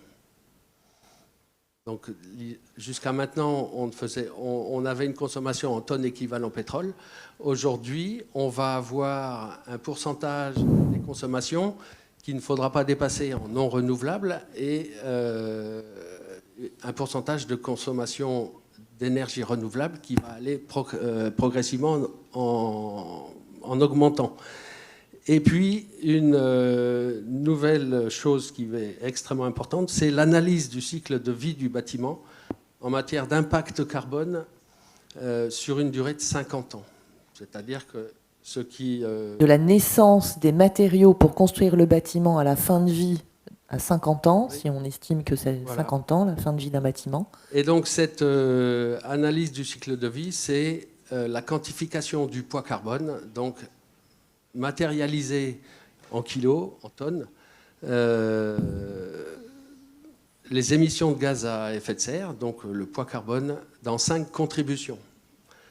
Vous en avez 3 qui sont réglementaires et qui rentrent dans le calcul pour dire si votre bâtiment est conforme ou pas conforme. Et il y en a 2 autres qui sont à titre informatif, qui sont calculés, mais qui permettent d'avoir un élément, d'une part, tout d'abord statistique, mais qui, certainement, dans l'avenir, rentreront dans le calcul. Donc, alors, quels sont-ils? La première, c'est la contribution des composants, c'est-à-dire qu'on va calculer. Il va falloir faire le calcul dans une étude environnementale qui sera déposée au permis de construire. Comme les Danois le font, hein, c'est Voilà. ce qu'on nous expliquait tout à l'heure. Il faut aller chercher l'info partout et chercher le carbone partout. Voilà, c'est depuis l'extraction des matières premières, ensuite la fabrication des matériaux et des produits, et le transport de ces produits jusque sur le lieu du chantier. On n'a pas commencé à construire. On n'a pas commencé à construire. Après, vous avez la contribution chantier, c'est le poids en énergie, le poids en carbone de l'énergie, de l'eau et des déchets, du chantier et leur traitement, pendant toute la mise en œuvre du bâtiment. Donc c'est vrai que plus la mise en œuvre va être rapide, moins on aura d'incidence carbone. Ensuite, vous avez la contribution énergie, et là, c'est pendant 50 ans, ce que va consommer votre bâtiment en énergie et ce qu'il va libérer dans l'atmosphère. Il y a la notion de rénovation et de réhabilitation, parce que vous mettez en œuvre des matériaux ou des produits qui vont durer peut-être 10 ans, qui ont une durée de vie de 10 ans, des peintures, des papiers peints, des moquettes. Et ben, si vous changez 5 fois pendant la durée de 50 ans, il faudra calculer le poids de 5 fois la réfection de votre habitation. Et on finit par la destruction et le recyclage, c'est-à-dire qu'au bout de 50 ans, on considère que le bâtiment, il faut le recycler, le réhabiliter, d'où le calcul à intégrer dans la réglementation. Voilà. Donc ça, c'est ce qui s'impose à vous. Mais pour quel type de bâtiment aujourd'hui, ces nouvelles règles? Donc ces règles sont applicables dans le cadre d'une étude environnementale dont les résultats sont à déposer avec la demande de permis de construire depuis le 1er janvier 2022 pour toutes les maisons individuelles neuves. Donc la RE 2020 ne s'applique que pour la construction neuve. Précisons pour peut-être nos amis étrangers, RE 2020, c'est la réglementation 2020 environnementale 2020. Donc c'est pour maisons individuelles neuves et immeubles d'habitation collective. Neuf. Pour les extensions, c'est tout ce qui est supérieur à 50 mètres carrés. Si vous agrandissez votre maison de 40 mètres carrés, vous restez sous l'ancien régime de la réglementation. Qu'est-ce qui est à venir là dans la réglementation? À partir du 1er janvier 2022, tous les immeubles de bureaux neufs seront concernés, ainsi que tous les établissements d'enseignement primaire et secondaire. Et puis, donc, en 2023-2024, d'autres, on attend la parution pour tous les autres types de bâtiments neufs, comme les ERP, les commerces, les bâtiments industriels et autres. Ça se met en place petit à petit, c'est ce que vous nous dites. Voilà. Finalement, les choses vont se dérouler lors de cette décade. Voilà. Pour le 2020-2030. Les arrêtés ont déterminé 3 dates, le 1er janvier 2022, le 1er juillet 2022, le 1er janvier 2023, où là, vous rajouterez toutes les extensions, quelles qu'elles soient, dès que vous construisez neuf 1 mètre carré, ça doit être conforme. Vous y rajouterez tout l'habitat temporaire et l'habitat de loisirs. Donc ça avance, ça progresse, ça y est, en tout cas, c'est lancé depuis quelques mois maintenant. Vous aurez, entre 2023 et 2050, une évolution des différents seuils qui vont se rabaisser, à savoir que pour le poids carbone d'une maison en 2022, maison individuelle, c'est en gros 640 kg équivalent CO2 par mètre carré. En 2030, il faudra que ça descende à 450. Donc on va baisser de 30% les consommations. En 2040, ça sera pareil. En 2050, on arrivera à la neutralité carbone. On l'espère, en tout cas. Espère. Hein, je me tourne vers un de nos experts CEA, spécialiste en génie climatique, Christophe André. Ces nouveaux matériaux qui s'imposent dans la construction, est-ce qu'ils sont assurés aujourd'hui? Comme il vient d'être expliqué, les obligations de la RE 2020 sur la réduction... Alors, RE 2020, RE 2020... Les thermiciens, on appelle ça RE 2020, mais voilà, RE 2020. C'est la même, RE 2020. Donc les obligations de la RE 2020 sur la réduction du bilan carbone vont de facto accélérer l'emploi, voire imposer l'emploi de nouveaux matériaux qu'on appelle les matériaux biosourcés. Ces matériaux, aujourd'hui, ils sont considérés donc, dans la construction comme de techniques non courantes. c'est-à-dire ce sont des procédés qui ne sont pas régis dans les DTU ou règles professionnelles et qui n'ont pas d'avis technique ou alors des avis techniques, mais avec des observations de la C2P, qui est la commission prévention des produits. Or, dans les contrats d'assurance construction, ils sont établis sur la base d'un risque de construction avec l'utilisation de produits de techniques courantes. Donc on voit l'opposition entre les deux. Donc ça va nécessiter de la part des installateurs et des maîtres d'ouvrage d'informer leur assureur au moment de construire de l'emploi de ces nouveaux matériaux. Donc il y aura une étude de risque qui va être faite par les assureurs avec ou pas une surprime à la clé. Donc il y a vraiment une étude de risque, il y a vraiment des choses à faire avec l'emploi de ces nouveaux matériaux. Le but de l'assureur n'étant pas de ne pas assurer ni de ne pas indemniser, mais de maîtriser ces risques avec l'emploi de ces nouveaux matériaux. Ça, c'est votre rôle aussi, effectivement, de doser, de faire cette fameuse balance entre les risques. Stéphane Penet, évidemment, je me tourne vers vous. Comment s'adaptent les assureurs à cette nouvelle donne, ces nouveaux matériaux, ces nouvelles normes de construction ? Qu'est-ce qui se passe dans les contrats d'assurance ? Alors, sur la question des assurances construction, il y a effectivement, comme vous le savez, ce que l'on appelle les techniques courantes, il y a ce qu'on appelle les expérimentations, et il y a ce qui s'appelle, entre les deux, je dirais, les techniques qui sont en cours de validation. Donc aujourd'hui, les assureurs construction sont parfaitement conscients de l'évolution des techniques au fur et à mesure du temps. On a aujourd'hui un organisme qui s'appelle le CSTB, qui est reconnu comme étant l'organisme qui valide les techniques courantes. Donc à partir du moment où une technique est suffisamment rodée, et il est clair qu'il faudrait sans doute que les avis techniques soient désormais pris avec un petit peu plus de rapidité et de vitesse, parce que les innovations se multiplient et que par conséquent, il s'agit maintenant que nous ayons un rythme qui n'était peut-être pas celui que nous avions il y a 20 ans, qui permettent ainsi aux assureurs d'intégrer dans les techniques courantes des techniques nouvelles qui auront fait leurs preuves. Et qui vont devenir totalement courantes dans les années qui viennent. Maintenant, si on parle du climat de façon plus générale, le climat, si vous voulez, les assureurs sont doublement exposés à la question du climat et de la nouvelle donne climatique. Ils le sont d'une part parce que ce sont avant tout des investisseurs institutionnels, pas avant tout. Ce sont collatéralement à leur activité d'assureur des investisseurs institutionnels. Leur vrai métier, c'est l'assurance, mais il se trouve que l'assurance fait qu'ils gèrent énormément de provisions. Et quand je dis énormément, c'est à peu près 2600 milliards d'euros. C'est quand même pas rien au niveau de la France. Évidemment, cet argent fait énormément, loucher beaucoup de personnes sur le fait de savoir, mais tiens, ça serait bien que l'on puisse utiliser cet argent au financement de la transition énergétique. Parce que, vous le savez bien, les États n'ont pas les moyens de financer cette transition quand on voit les montants que ça représente en matière d'infrastructure, en matière d'isolation des bâtiments, etc. C'est un truc très conséquent. Donc, ils se tournent vers les investisseurs et en premier lieu vers les assureurs. Alors, il se trouve que les assureurs sont, entre guillemets, libres de gérer leurs actifs, et surtout, c'est que ce ne sont pas leurs actifs, ce sont les actifs de leurs assurés. Donc, on ne peut pas faire n'importe quoi avec les actifs de nos assurés. On a notamment une réglementation qui s'appelle Solva 2.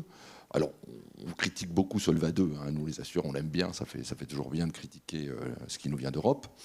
Mais en réalité, il y a une chose qui est très positive dans Solva 2, c'est qu'elle interdit les États de flécher les investissements des assureurs.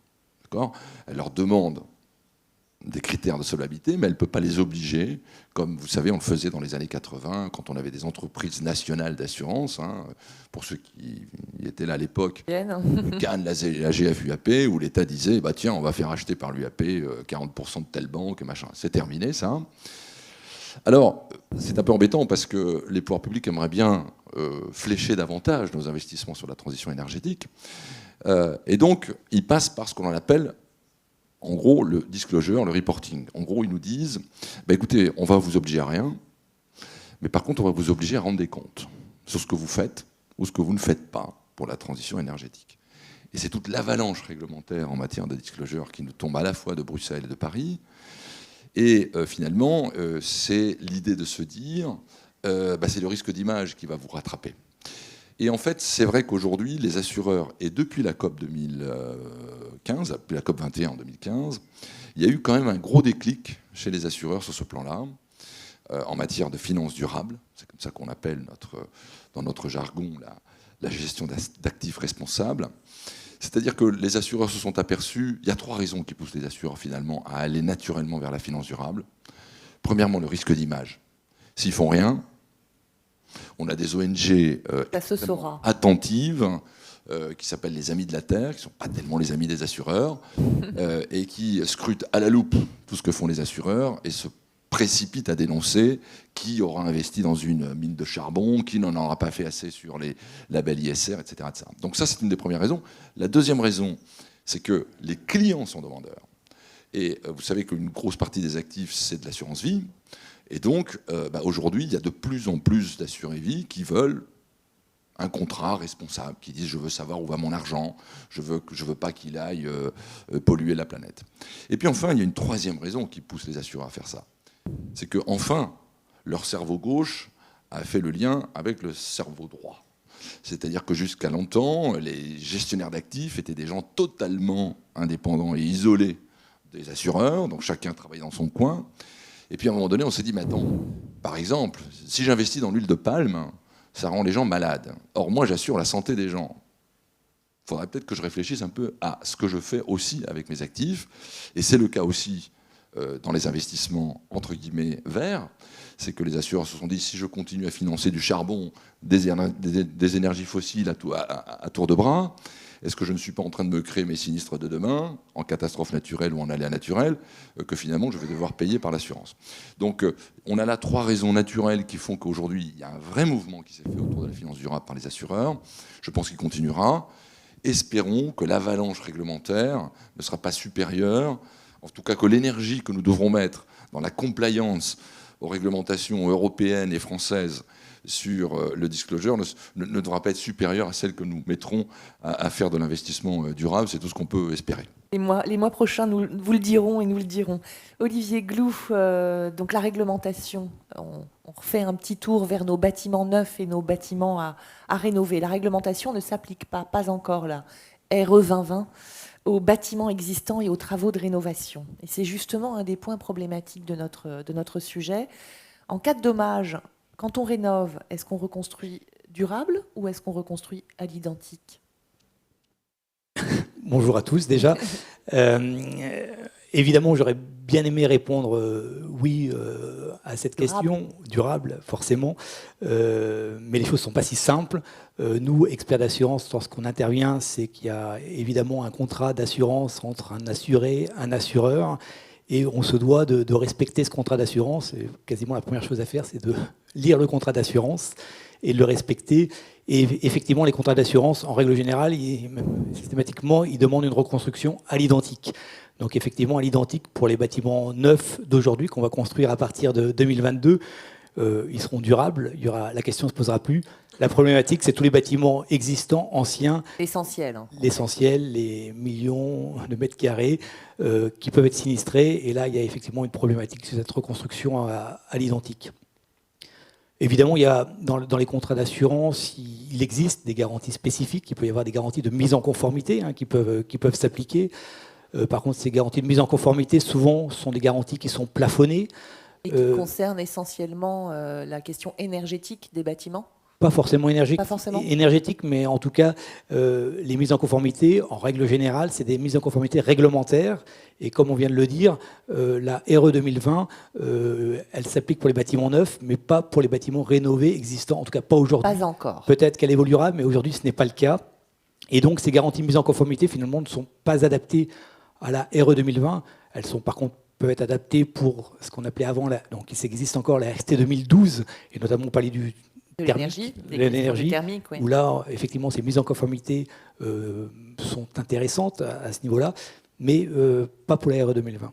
Alors, on le voit bien, et c'est une demande des assurés d'avoir des clauses vertes dans leur contrat d'assurance, des garanties vertes. Qu'est-ce qu'elles permettent de faire aujourd'hui, ces garanties vertes ? Alors, les garanties vertes, on pourra reposer peut-être la question tout à l'heure à Stéphane Penet à ce sujet-là. Garanties vertes, c'est vrai que c'est, en tout cas, c'est des choses qu'on commence à rencontrer aujourd'hui, nous experts. À titre personnel, je les ai déjà rencontrées, mais elles sont assez rares dans les contrats, ces options, ces garanties vertes. Souvent des garanties déjà optionnelles, effectivement, donc pas forcément souscrites, avec des limitations, des plafonds importants.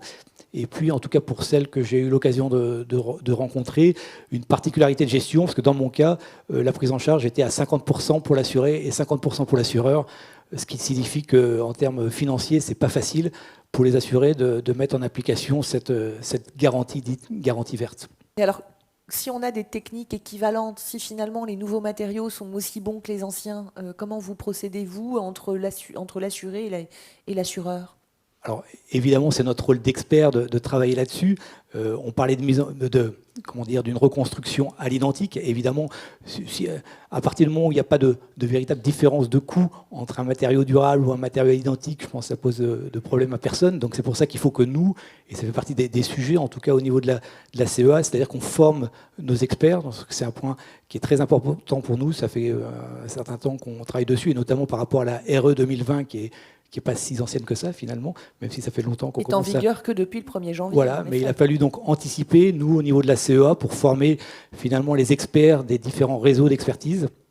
Et c'est le cas aujourd'hui pour effectivement être attentif à tous ces matériaux biosourcés, géosourcés, et toutes les réglementations qui vont avec ces matériaux. Donc c'est vrai que c'est des points importants. Et voilà ce que je peux dire sur ces types de choses, et surtout la formation qui est effectivement importante pour nous. On attend évidemment une avancée, des modifications au niveau des contrats d'assurance pour nous aider à travailler, à pouvoir reconstruire durable, mais on se forme pour être prêt quand tout sera Tout le monde en est place. en mouvement, en fait. C'est ce qu'on entend autour de la table et qu'on entend depuis tout à l'heure. On est en mouvement. Olivier Laurent, ça coûte plus cher de reconstruire ou de rénover bas carbone ? Allez-y, ça va. Sur le plan financier, à construction de volume identique, dernier trimestre 2021, le surcoût en moyenne était évalué en moyenne entre 5 et 10%. Mais hors situation conjoncturelle particulière. Aujourd'hui, vous évoquez la problématique énergétique du moment. Les problématiques énergétiques, la raréfaction des matières premières, ou tout du moins les difficultés d'approvisionner les chantiers. Aujourd'hui, on ne maîtrise plus grand-chose. Par contre, ce dont on est sûr que ça coûtera plus cher, c'est la notion d'inconfort en période caniculaire. Pourquoi ? Parce que ça va induire des obligations de rafraîchissement naturel des volumes habités. Soit vous climatisez, mais à ce moment-là, vous êtes pénalisé par les consommations d'énergie. Et le poids carbone de fabrication de tous ces organes où vous avez des gaz très polluants, à effet de serre, très polluants, la plupart du temps, ça ne vient pas de nos régions, ça vient d'Asie ou des États-Unis. Et donc, il va y avoir... Il faut reconcevoir maintenant des bâtiments avec une ventilation naturelle. Circulation d'air, soit forcée la nuit pour rafraîchir, puisque le fait de dépasser une température d'inconfort plusieurs heures par jour vous pénalise dans la conformité à la RE 2020. Ce qu'on retient, je suis obligée d'avancer parce que je vois l'heure tourner, pardonnez-moi, mais ce qu'on retient, c'est qu'en moyenne, c'est 5 à 10% plus cher à conjoncture égale, si j'ai bien compris. Donc c'est pas non plus l'enfer sur terre, 5 à 10% de plus. Oliver Wild, je me tourne vers vous. Je rappelle que vous êtes risk manager chez Veolia et président de l'AMRAE, l'association du management des risques et assurances des entreprises. Du point de vue du risque manager que vous êtes, la règle de la reconstruction à l'identique, obsolète, pas obsolète ? Bonjour. Obsolète, c'est poli. Nous sommes polis aujourd'hui. Non, mais je pense qu'il faut redéfinir identique. Enfin, c'est identique dans son utilité, dans sa performance et en tenant compte du contexte actuel et à venir. On a la capacité à modéliser l'environnement dans lequel on va être obligé d'opérer, d'avoir une continuité de service. Peut-être requalifier le service qu'on veut délivrer aussi, réadapter ces modèles de l'entreprise par rapport au contexte du développement durable, de la résilience, et pas reproduire les mêmes bêtises qu'avant. J'étais très étonné d'une première expérience à la Nouvelle-Orléans post-Katrina, où on nous expliquait qu'il fallait reconstruire à l'identique les mêmes maisons. Des maisons qui allaient retomber au prochain ouragan. Qui n'avaient pas résisté. Et c'est vrai que Katrina a été intense, mais même on a vu d'autres événements par la suite, Isaac et d'autres, qui ont autant perturbé. Enfin, peut-être pas dans les mêmes montants, mais les maisons n'ont pas tenu. Et donc, même de simples adaptations, de surélever la maison, par exemple, n'étaient pas incluses. Donc, je ne suis pas convaincu que le cerveau droit et le cerveau gauche aient bien communiqué sur ce point de vue-là. Par contre, le côté image a bien convaincu, puisqu'il y a un assureur qui, au travers de sa fondation, ont payé des surélévations de maisons à la Nouvelle-Orléans, par exemple. Donc, c'est bien l'affichage. Je pense qu'on a passé le temps de l'affichage, il faut passer à une action. À de la routine, oui. Voilà, et donc bien intégrer, enlever ces étiquettes vertes et dire que maintenant, ce sont les nouveaux modèles. En fait, on voit bien que les modèles que l'on a utilisés jusqu'à maintenant ne fonctionnent pas. On se doit de collectivement réinventer les choses. On a des solutions. On les a entendues ce matin. On entend beaucoup dans les médias les solutions de l'avenir. Donc les solutions existent. Après, je pense qu'il faut arrêter de se donner des excuses telles que le prix ou ce genre de choses-là, parce que ce que l'on fait aujourd'hui coûte peut-être un tout petit peu plus cher, mais à long terme nous évitera beaucoup de problèmes et beaucoup d'argent dépensé inutilement. Donc, ce qui est un peu dommage, c'est qu'on entend parler de beaucoup de possibilités de travailler avec des ingénieurs, des experts, pour concevoir l'avenir. À partir du moment où on construit quelque chose de nouveau, ou quelque chose qui a été détruit et donc il faut qu'on le reconstruise. Donc en gros, si j'ai pas de sinistre ou que je développe rien de nouveau, je change rien. Et là, on a un problème. Et alors comment on fait pour faire évoluer les produits d'assurance selon vous, pour qu'ils s'adaptent justement à cette transition énergétique? Vous disiez finalement la garantie verte en tant que telle, il faut arrêter, il faut que ça devienne globalement bas carbone et je ne sais pas si, enfin, il y a un modèle de vente derrière, mais je ne sais pas si ce sont vraiment des choses qui devraient être optionnelles. Et l'assurance, enfin, il est utile dans l'écosystème, c'est pas du tout ce que je dis. Mais avant l'assurance, il y a tout le travail de la gestion des risques, qui comprend bien comprendre ses risques, son niveau d'exposition, savoir comment je peux me protéger, comment je peux former les personnes aussi en cas de sinistre ou pour éviter les sinistres. Il y a toute la partie de je m'entraîne pour minimiser l'impact d'un sinistre aussi. Enfin, c'est des sujets que vous connaissez très bien, puisque vous voyez la différence entre deux prévention. Tout ce qui est prévention, on voit bien l'efficacité de la prévention. À l'époque des 10 ans de Katrina, Zurich avait sorti une étude en disant en investissant $1, j'évite $5 le jour de l'événement. Alors, personne n'a démenti l'étude jusqu'à aujourd'hui. J'imagine que les chiffres sont le ratio est peut-être encore plus important aujourd'hui. Donc oui, il y a des nouveaux modèles d'assurance. Il y a des styles paramétriques, par exemple, qui répondent à différents besoins. On voit des modèles ou des partenariats qui se créent où, par exemple, on va alerter la zone géographique impactée ou l'assurer par rapport à un événement climatique. J'ai même vu des demandes de territoires qui disaient l'ouragan arrive, il est de telle catégorie, je vais commencer à engendrer des coûts pour protéger ma ville, me barricader, évacuer des personnes. Et finalement, l'ouragan n'arrive pas. Est-ce que je peux assurer cette somme d'argent engagée? Parce que j'ai été un bon père de famille, j'ai fait ce qu'il fallait. Et finalement, j'ai évité la catastrophe, pas de mes effets, mais j'ai toujours essayé de limiter l'impact. Donc vraiment de rentrer dans un comportement et un partenariat avec l'assureur pour que ça soit beaucoup plus constructif et plus pérenne en fait. Stéphane Penet, je vais vous faire réagir. J'ai l'impression de réentendre des choses qu'on disait à l'époque d'Irma. Justement sur cette nouvelle manière finalement de construire le produit d'assurance avec un travail plus sur la prévention, sur des conditions peut-être, haute qualité environnementale et haute pratique environnementale? Alors, je suis toujours très intéressé d'entendre que l'assurance doit tout financer, mais d'hurler dès que l'assurance augmente, et que le prix de l'assurance augmente. Je veux dire, soyons quand même un petit peu... Moi, je veux bien que l'assurance finance la réglementation environnementale, la réglementation thermique des bâtiments, etc., etc. Enfin, je voudrais juste rappeler le rôle de l'assurance quand même. Hein.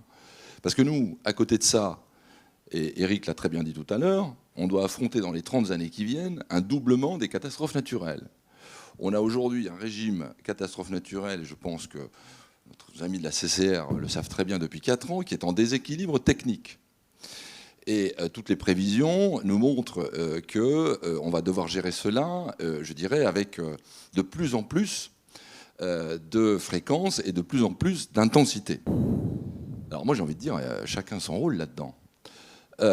Déjà, il y a une question qui se pose. Je crois qu'on est tous ici d'accord pour dire, je ne parle pas de la réglementation thermique, de l'empreinte carbone des bâtiments. Attendez, moi je suis bien entendu favorable au développement de tout ça, mais l'assurance, qu'est-ce qu'elle vient faire là-dedans? Enfin, je pose la question. Moi, ce qui m'intéresse quand il y a un bâtiment, c'est qu'il soit plus résilient. Résilient aux aléas naturels. C'est mon rôle. Moi, j'assure des bâtiments. J'assure pas la pérennité de mon pays en matière énergétique. Enfin, je veux dire, il faut parfois remettre un peu l'église au milieu du village. Allons-y. Alors, la résilience des bâtiments, ça, c'est un vrai sujet. Oui, ça, c'est un vrai sujet. C'est-à-dire qu'aujourd'hui, on est tous d'accord pour dire qu'il y a en France le problème du bâti, parce que c'est très bien de faire du neuf, mais le neuf... c'est dans 100 ans. C'est pas l'essentiel. C'est le 1% de turnover, c'est dans 100 ans qu'on aura notre parc qui sera enfin équipé. Donc, et on nous a expliqué qu'on avait 3 ans pour agir. Donc il va falloir peut-être accélérer un peu les choses. Donc, sur la résilience des bâtiments, qui est moi ce qui m'intéresse. Je suis désolé, je suis assureur, je suis pas chauffagiste ou économe du chauffage de tous les Français. Donc, en ce qui concerne la résilience des bâtiments, on a effectivement un sujet qui est de savoir comment rendre plus résilients des bâtiments qui aujourd'hui sont sous fréquence et sous risque de fréquence de risque important. On est tous d'accord pour dire qu'il y a en France des territoires où il y a des risques pour les personnes. Ça, il faut arrêter de construire.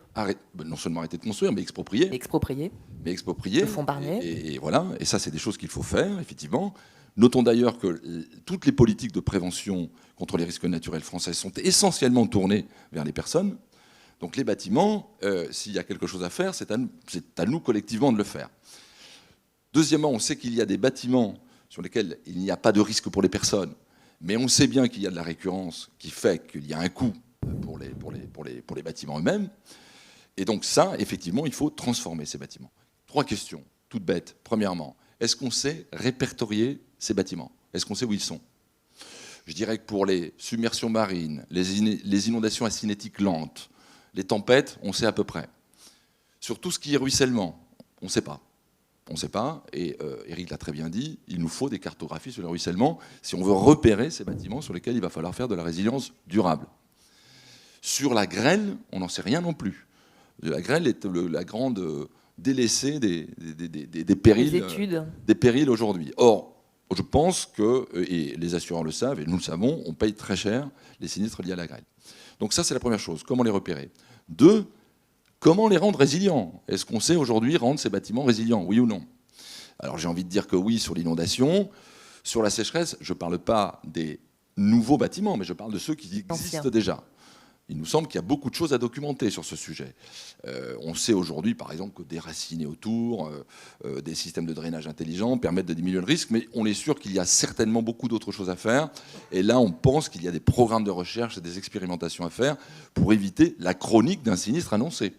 Hein, on a aujourd'hui à peu près 5 à 6 millions de maisons dont on sait qu'elles vont s'effondrer. Donc on fait quoi? On attend, et on attend que l'assureur paye peut-être. Ça c'est bien. Nous, on aimerait bien peut-être avancer un petit peu dans la prévention. Et puis enfin, il y a la 3e question, qui paye? Qui paye? Alors bien sûr, je sais qu'il est très à la mode aujourd'hui de dire « Ah, c'est aux assureurs, au moment où le bâtiment est sinistré, il faut qu'ils reconstruisent mieux qu'avant. Bon, moi j'y vois quand même 3 inconvénients là-dessus. Premièrement, c'est que ce n'est pas le rôle de l'assurance, je suis désolé. L'assurance, elle est là pour remettre en état. Alors peut-être pour remettre avec des normes, et il y a des clauses qui remettent effectivement aux normes obligatoires, mais ça pose une question, ça pose une question. Deuxièmement, est-ce qu'il n'est pas trop tard de rendre le bâtiment résilient quand le sinistre est arrivé? On aurait peut-être pu le faire avant, enfin je ne sais pas. Je me pose la question, mais ça serait peut-être possible, et ça serait peut-être bien. Et troisièmement, ça va faire augmenter les primes. Or, nous avons déjà aujourd'hui à gérer une multiplication par 2 des aléas naturels d'ici 30 ans, et nous avons déjà un régime d'assurance qui est au déséquilibre. Moi, je veux bien, on sait faire, augmenter les primes, on sait faire. Mais il va juste falloir à un moment donné qu'on réfléchisse à la chose. Moi, je pense personnellement que la question de la résilience et la mise en résilience durable des bâtiments, je parle de la mise en résilience durable, je ne parle pas du bas carbone, je parle vraiment de la résistance des bâtiments à des aléas naturels. C'est un financement qui doit être indépendant de l'indemnisation. Et nous avons pour cela des propositions à faire, et nous les ferons prochainement, qui sont de dire, 1, le particulier, le propriétaire, quelque part, a un intérêt quand même à rendre résilient son bâtiment. On sait aujourd'hui, quand on achète un bâtiment, que s'il est soumis à une submersion marine ou s'il est sur une zone argileuse, il perd de la valeur. Donc le propriétaire a quand même un certain intérêt à y investir. Alors on peut l'y aider par des prêts à taux zéro, par de la déduction fiscale. Enfin, ça serait bien qu'il y mette un petit peu du sien. Et deuxièmement, il y a effectivement un fonds qui s'appelle le fonds Barnier aujourd'hui, qui nous semble être un instrument intéressant pour venir mettre en résilience le bâtiment, c'est-à-dire payer le surcoût au moment, pourquoi pas de la reconstruction, mais hors reconstruction aussi, avant que le sinistre en arrive. Alors vous me direz, le fonds Barnier, il a 200 millions d'euros par an de ressources, ça va pas être suffisant. et il va falloir lui trouver des nouvelles ressources. Moi j'ai une petite idée sur qui pourrait apporter les nouvelles ressources. La filière bâtiment. Parce qu'après tout, ces bâtiments-là, s'ils ne sont pas adaptés, je ne dis pas qu'il y a une responsabilité totale de la filière du bâtiment, mais quand même, ils pourraient quelque part être concernés, voire même impliqués, dans la mise en résilience durable des bâtiments qu'ils ont eux-mêmes construits. D'accord ? Donc il me semble qu'il y aurait façon de trouver de nouveaux acteurs qui pourraient effectivement aider au financement de la mise en résilience durable des bâtiments. Nous sommes là pour effectivement remettre à l'identique, effectivement mettre à des normes techniques obligatoires les bâtiments, mais pour le reste, il me semble qu'il faut distinguer les choses. Alors nous avons une petite alerte avec la réforme des catastrophes naturelles qui a été votée il n'y a pas très longtemps, puisqu'il y a un article 6 qui effectivement dit messieurs les assureurs, lorsqu'il y a une sécheresse qui a mis en grand dommage un bâtiment, c'est-à-dire en mise en cause de la solidité ou l'impropriété à destination, il faut que vous remettiez ce bâtiment, de façon à être sûr qu'il ne subira pas ce même sinistre. C'est une petite porte ouverte sur justement ce que je vous ai dit vouloir éviter. Donc ça pose débat, mais moi je pense qu'il faut faire très attention aux solutions purement assurantielles, parce qu'elles remettent en cause le principe même de l'assurance, et surtout, elles vont coûter cher aux assurés. Donc il faut savoir ce que l'on veut. Finalement, la réglementation assurance, les polices incendies pourraient inspirer aujourd'hui les polices climatiques, si je puis dire, sur la prévention. Moi, je pense que l'assurance, c'est le dernier bout de la pyramide, quelque part. Enfin, si on n'a pas fait tout ce qui est prévention, gestion des risques, bien comprendre son exposition... Mais ça, on le dit, on le fait pas très vite. Par la force des choses, on est un peu obligé de le faire parce que les primes augmentent. Donc on essaye de valoriser ça. Après, mais c'est très bien parce que s'il va y avoir une appréciation par le monde de l'assurance de la qualité de la gestion des risques, et du coup ça va être valorisé dans la cotation technique de la prime, c'est une très bonne nouvelle. Parce que c'est pas ce qui se passe depuis les dernières années. Mais donc ça, c'est une très bonne nouvelle. Vous nous direz d'ailleurs tout à l'heure s'il y a des réflexions justement là-dessus, sur des conditionnements peut-être dans les contrats. Donc parce que, il y a beaucoup de choses qui sont faites justement pour améliorer la gestion du risque, parce que personne n'a intérêt à avoir son bien, son actif détruit ou son exploitation en arrêt. Donc évidemment, on essaye de préserver ça. Et je ne pense pas qu'on attende simplement que l'assurance paye, parce que l'assurance va payer un certain montant, mais il faut que je puisse continuer une activité. Enfin, j'ai plus intérêt à avoir une activité qui continue que d'avoir un remboursement, en fait. Donc oui, enfin, je pense que tout ce qui a été fait dans le monde de l'incendie historiquement, ou qu'on voit dans le monde de la prévention de la santé, par exemple, accompagner les gens à être en meilleure santé, tous ces éléments-là qui sont de la prévention, c'est juste rationnel, c'est sain, et d'y intégrer tout ce qui va être développement durable. Y compris à l'échelle des villes, y compris à l'échelle des territoires. Alors, et donc là, il y a aussi de nouveaux modèles à bâtir, parce qu'en fait, chacun des industriels ou chacun des habitants va pouvoir protéger, faire en sorte, ou essayer, prendre de conscience de ce fait-là et de protéger. Il faut qu'il y ait quand même une certaine coordination. Je peux être un acteur industriel sur un territoire, avoir mon usine qui est sèche, c'est nickel.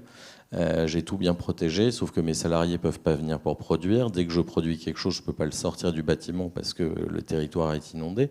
Donc il faut qu'il y ait quand même une certaine coordination sur ces aspects-là. Et donc il y a un intérêt économique à l'échelle du territoire à ce que tout le monde se mette autour de la table et puisse contribuer, soit en solution, soit en mode de management aussi pour éduquer les uns les autres. Il y a différents niveaux de maturité.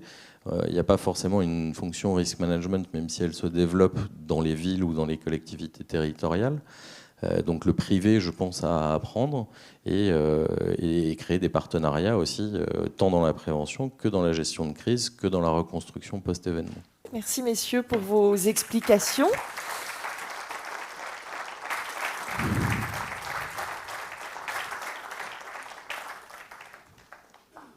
Nous arrivons au terme de notre conférence grand format climat, dérèglement durable en 3 mots. Merci à toutes et à tous pour votre attention, ici à Paris et puis partout en Europe. Un grand merci à nos invités pour avoir joué le jeu de la concision, à l'équipe technique aussi, emmenée par le talentueux Erwan Karvadek. Un grand merci à la CEA pour sa confiance durable. J'en termine en souhaitant à la FEDI un joyeux anniversaire, 50 ans, ça se fête. Et c'est d'ailleurs l'heure de trinquer autour d'un cocktail. Je vous souhaite à toutes et à tous une excellente soirée. Merci.